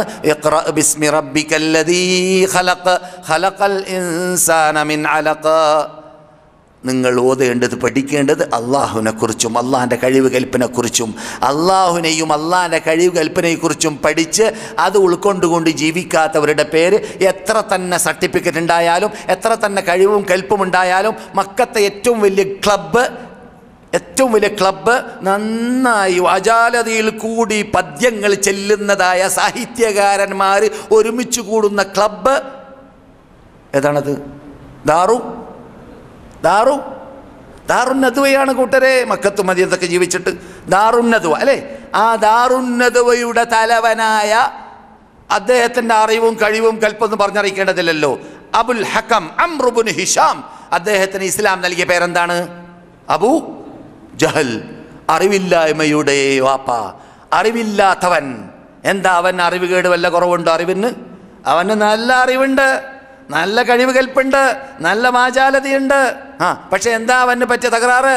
അവൻ ഇഖ്റ ബിസ്മി റബ്ബിക്കല്ലദീ ഖലഖ് എന്ന പദം മനസ്സിലാക്കിയില്ല. ലാ ഇലാഹ ഇല്ലല്ലാഹ്, ആരാധിക്കേണ്ടത് അള്ളാഹുവിനെ മാത്രം, അള്ളാഹുവിനോടല്ലാതെ വിളിച്ച് പ്രാർത്ഥിക്കാൻ പാടില്ല എന്ന ആ ഇലാഹ് ഉലൂഹിയ്യത്ത് എന്നതിൻ്റെ മാന മനസ്സിലാക്കിയില്ല. അത് കാരണത്താൽ അവൻ ജഹലിൻ്റെ നേതൃത്വം ഉൾക്കൊള്ളുന്ന ആള് എന്ന പദപ്രയോഗമാണ് നാം പഠിച്ചു വരുന്നത്. അതുകൊണ്ട് തന്നെ ഖുൽ അഫഗൈറല്ലാഹി തഅമുറൂനി അഅ്ബുദു അയ്യുഹൽ ജാഹിലൂൻ. നോക്കൂ, അള്ളാഹ് വെച്ച പേരാണത്. അള്ളാഹ് അല്ലാത്തവരെ വിളിച്ച് പ്രാർത്ഥിക്കുവാൻ, അള്ളാഹ് അല്ലാത്തവരെ ആരാധിക്കുവാനാണോ അല്ലയോ ജാഹിലീങ്ങളെ നിങ്ങൾ എന്നോട് കൽപ്പിക്കുന്നത് എന്ന് നിങ്ങൾ അവരോട് ചോദിക്കൂ ദൂതരെ. എന്താ വിളിച്ചത്? അല്ലയോ ജാഹിലീങ്ങളെ എന്ന് വിളിച്ചത് ഖുർആനാണ്. ആരെ? തൗഹീദ് മനസ്സിലാക്കാത്തവൻ എത്ര തന്നെ വലിയ തലപ്പാവുകാരനാണെങ്കിലും എത്ര താടിയുടെ ഉടമയാണെങ്കിലും അവൻ ഖുർആൻ ഇറക്കിയതായ മെയിൻ തത്വത്തിലേക്ക് എത്തിയിട്ടില്ല. വളച്ചൊടിച്ച് അർത്ഥം വെച്ചുകൊണ്ട് ജനങ്ങളെ വഷളപ്പെടുത്തി, ജനങ്ങളെ വഞ്ചിച്ച് വശീകരിച്ച് ചെരുപ്പിനൊത്തിട്ട് കാല് മുറിച്ച് ജീവിക്കാൻ തീരുമാനിച്ചതാണ്. കാലിനൊത്തിട്ട് ചെരുപ്പുണ്ടാക്കാൻ തീരുമാനിച്ചില്ല. അഥവാ ഖുർആൻ അനുസരിച്ച് ജീവിക്കാൻ, സുന്നത്തനുസരിച്ച് ജീവിക്കാൻ തീരുമാനിച്ചില്ല. നാട്ടിലുള്ളതായ ആ അനാചാരങ്ങൾക്കൊത്ത് ആയത്തുകളെയും ഹദീസുകളെയും വളച്ചൊടിക്കാൻ തീരുമാനിച്ച വിഭാഗമായി മാറി. അതുകൊണ്ട് അവർ ജാഹിലീങ്ങൾ തന്നെയായി ശേഷിക്കുന്നു. അവരെയെല്ലാം അല്ലാഹു സന്മാർഗത്തിലേക്കും ഹിദായത്തിലേക്കും സത്യത്തിലേക്കും മടക്കട്ടെ. ഇവിടുത്തെ ബഹുഭൂരിപക്ഷം പണ്ഡിതന്മാരുടെ നിഗമനം അനുസരിച്ചിട്ട് ചോദ്യവക്താവിൻ്റെ ചോദ്യമാണ്, രാത്രി നമസ്കാരം മുഖയ്യദായ റകഅത്തുകൾ അഥവാ നാം സാധാരണ റവാത്തിബ് നമസ്കാരം 2 റക്അത്ത് സുബഹിക്ക് മുമ്പ്, 4 റക്അത്ത് ളുഹർക്ക് മുമ്പ്, 2 റക്അത്ത് ളുഹറിന് ശേഷം, മഗ്രിബിന് ശേഷം 2 റക്അത്ത്, ഇശാക്ക് ശേഷം 2 റക്അത്ത് എന്നീ റവാത്തിബ് സുന്നത്തുകൾ മുഖയ്യദായ റക്അത്തുകളാണ്, എണ്ണപ്പെട്ട റക്അത്തുകൾ. എണ്ണപ്പെടാത്തതോ അതിന് അറ്റമില്ല. അപ്പോൾ അറ്റമില്ലാത്ത എണ്ണപ്പെടാത്തതായ റക്അത്തുകളിൽ പെട്ടതാണ് എന്ത്? രാത്രി നമസ്കാരങ്ങൾ. അതിൽ എണ്ണപ്പെട്ടത് 11ഉം എണ്ണപ്പെടാത്തത് എത്രയും ആവാമെന്ന നിഗമനമാണ്. 20 മാത്രമോ 11 മാത്രമോ അല്ല, 11ലും കൂടുതലാവാം, 20ലും കൂടുതലാവാം എന്ന തത്വമാണ് ബഹുഭൂരിപക്ഷം പണ്ഡിതന്മാരുടേത്. അത് റസൂലുള്ളാഹിൻ്റെ വാക്കാണ്. റസൂലുള്ളാഹിൻ്റെ വാക്ക് സുന്നത്താണ്. അവരുടെ പ്രവർത്തനം സുന്നത്ത് പോലെ. അവരുടെ പ്രവർത്തനത്തിനേക്കാളും കട്ടി വാക്കിനാണ്. റസൂലുള്ളാഹിൻ്റെ വാക്കിനാണ് പ്രവർത്തനത്തിനേക്കാളും കട്ടി. കാരണം വാക്ക് ഒരു പക്ഷേ അവർക്ക് മാത്രമാവാൻ സാധ്യതയുണ്ട്, പ്രവർത്തനം അവർക്ക് മാത്രമാവാൻ സാധ്യതയുണ്ട്. വാക്ക് ലോക മുസ്ലിങ്ങൾക്ക് ആസകലമുള്ളതാണ് എന്നതുകൊണ്ട് തന്നെ റസൂലുള്ളാഹിൻ്റെ വാക്കായിട്ട് ബുഖാരിയിൽ കാണാം, രാത്രി നമസ്കാരം ഈ 2 റക്അത്തായിട്ട് നമസ്കരിച്ചു കൊണ്ടേയിരിക്കുക. എന്നിട്ട് ഫജ്റു സാദിഖാകുമെന്ന് ഭയപ്പെടുമ്പോൾ ഒറ്റയാക്കി സുന്നത്താക്കി മാറ്റുക. അപ്പോൾ എത്രയും ആവാം എന്നതാണ് മനസ്സിലാക്കി വെച്ചത് സലഫ് സാലിഹ്യങ്ങളും 4 മദ്ഹബിൻ്റെ ഇമാമിങ്ങളും. അതനുസരിച്ചിട്ടാണ് ഇവിടെ ചിലപ്പോൾ 23 നിസ്കരിക്കും, ചിലപ്പോൾ 33 നിസ്കരിക്കും. അങ്ങനെ കൂടുകയും കുറയുകയൊക്കെ ചെയ്യുന്നതായ തത്വം അതുകൊണ്ടാണ്. ഇനി ഒരാൾ 11 മാത്രം പരിമിതമാവുകയാണെങ്കിൽ 11 എണ്ണത്തിലും വണ്ണത്തിലും യോജിക്കണം. എന്നാലാണ് പരിപൂർണ്ണ സുന്നത്ത് ലഭിക്കുക. എണ്ണത്തിലും വണ്ണത്തിലും ആയിഷ പറയുന്നു, ലാ യുസ്അലു അൻ ഹുസ്നിഹിന്ന വസുതൂലിഹിന്ന, റസൂൽ നമസ്കരിച്ച 11 റക്അത്തിന്റെ അല്ലെങ്കിൽ 13 റക്അത്തിന്റെ നീളവും ഭംഗിയും ചോദിക്കപ്പെടാൻ പറ്റുകയില്ല, അത്രയും നീളമായിരുന്നു എന്നാണ്. അങ്ങനെ നീട്ടി വലിച്ചിട്ടാണ് ഒരാൾ 11 പരിമിതമാക്കുന്നതെങ്കിൽ തെറ്റില്ല. ഒരാൾ 11 റക്അത്ത് നിസ്കരിച്ചു ഉറങ്ങിയ ശേഷം വീണ്ടും ഇൻട്രസ്റ്റ് ഉണ്ടെങ്കിൽ, രാത്രി വേളയിൽ വീണ്ടും നമസ്കരിക്കാൻ ആഗ്രഹമുണ്ടെങ്കിൽ ഒറ്റയാക്കൽ ഒരു പ്രാവശ്യം മാത്രമാണ്, ഒറ്റയാക്കാതെ ഇരട്ടയായി വീണ്ടും നമസ്കരിക്കുകയും ചെയ്യാം. ഇത് റമദാനിലാണെങ്കിലും അങ്ങനെ തന്നെ, അല്ലാത്ത രൂപത്തിലാണെങ്കിലും അങ്ങനെ തന്നെ. അതാണ് രാത്രി നമസ്കാരത്തിൻ്റെ അതിന് ഖിയാമുൽ ലൈലി എന്നാണ് ഹദീസിൻ്റെ ഭാഷ. അതുപോലെ ഖുർആൻ്റെ ഭാഷയിലും ഖിയാം എന്നാണ് ഖുർആൻ പറഞ്ഞിട്ടുള്ളത്. അപ്പോൾ നിയത്ത് ചെയ്യുന്ന സമയത്ത് തന്നെ ഖിയാമുൽ ലൈലി നമസ്കരിക്കുമെന്ന് നിയത്ത് ചെയ്യുകയാണെങ്കിൽ മതി, അതാണ് ഏറ്റവും ഉത്തമം. ഇനി ഒരാൾ ത്രാവീഹ് എന്ന പദം ആണ് ഹൃദയത്തിൽ കരുതിയെങ്കിലോ തെറ്റുമില്ല, ത്രാവീഹ് എന്നും അതിന് പേരുണ്ട്. സഹോദരന്മാരെ, സഹോദരികളെ, നമ്മുടെ വിഷയം വളരെ നീണ്ടതാണ്. മദീന ഇമാം പ്രസംഗിച്ചതായ പ്രസംഗം തന്നെ നാം അവസാനിപ്പിച്ചിട്ടില്ല. റിയാദ് ഇമാം പ്രസംഗിച്ചത് നോമ്പുകാർ അവരുടെ നാവിനെ, അവരുടെ കണ്ണിനെ, അവരുടെ ഹൃദയത്തെ, അവരുടെ അവയവങ്ങളെ ശ്രദ്ധിക്കണം, അത് സൂക്ഷിക്കണം എന്നതാണ്. മല്ലം യദഅ ഖൗല അസ്സൂരി വൽ അമല ബിഹി ഫലൈസ ലില്ലാഹി ഹാജ ഫീ അൻ യദഅ തആമഹു വശറാബ. ഒരാൾ തോന്നിവാസം ഒഴിവാക്കാതെ ചിലപ്പോൾ ചോദിക്കപ്പെടേണ്ടി വരുന്നു, നീ സായിമാണോ ജായ ആണോ എന്ന്. ജായി എന്ന് പറഞ്ഞാൽ എന്താണ്? പട്ടിണി കിടന്ന ആളെന്ന്. സായിം എന്ന് പറഞ്ഞാൽ എന്താണ്? നോമ്പുകാരൻ. നീ പട്ടിണി കിടന്ന ആളാണോ അല്ല നോമ്പുകാരനാണോ എന്ന് ചോദിക്കപ്പെടേണ്ട രംഗമാണ്, ഗതികേടാണ് ഇന്നത്തെ യുഗത്തിൽ. പലരും പട്ടിണി കിടക്കുന്നവരാണ്, നോമ്പ് നോക്കുന്നവരല്ല. എന്തുകൊണ്ട്? നോമ്പ് പള്ള കൊണ്ട് മാത്രം നോക്കലല്ല, നോമ്പ് ശരീരം കൊണ്ട് ആസകലം നോക്കലാണ്. അതുകൊണ്ട് ശരീരം കൊണ്ട് ആസകലം നോക്കുമ്പോൾ ശരീരം ആസകലം അള്ളാഹുവിനെ ഭയപ്പെട്ട് ജീവിക്കണം. ഇതുവരെ പറഞ്ഞതിനെ സൽക്രമമായി അള്ളാഹു സ്വീകരിക്കട്ടെ. സത്യത്തെ സത്യം പോലെ പഠിച്ച് പ്രവർത്തിച്ച് ലോകത്തോട് പ്രഖ്യാപിക്കാനുള്ള ധൈര്യം മുസ്ലിം ലോക പണ്ഡിതന്മാർക്ക്, നേതാക്കൾക്ക് അള്ളാഹു നൽകട്ടെ, നമുക്കും അള്ളാഹു നൽകട്ടെ. اللهم أعز الإسلام والمسلمين وأذل الشرك والمشركين وانصرنا على القوم الكافرين.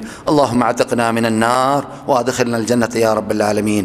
اللهم اجعلنا من عتقائك من النار في هذا الشهر العظيم المبارك، واجعلنا من الفائزين بإدراك حظ ليلة القدر في هذا الشهر العظيم المبارك يا رب العالمين. اللهم من أرادنا وأراد دعوتنا وأراد إسلامنا وأراد بلاد الحرمين وأراد قادة بلاد الحرمين سوءا اللهم فأشغله في نفسي واجعل تدميره يا رب العالمين. اللهم أرنا الحق حقا وارزقنا اتباعه، وأرنا الباطل باطلا وارزقنا اجتنابه.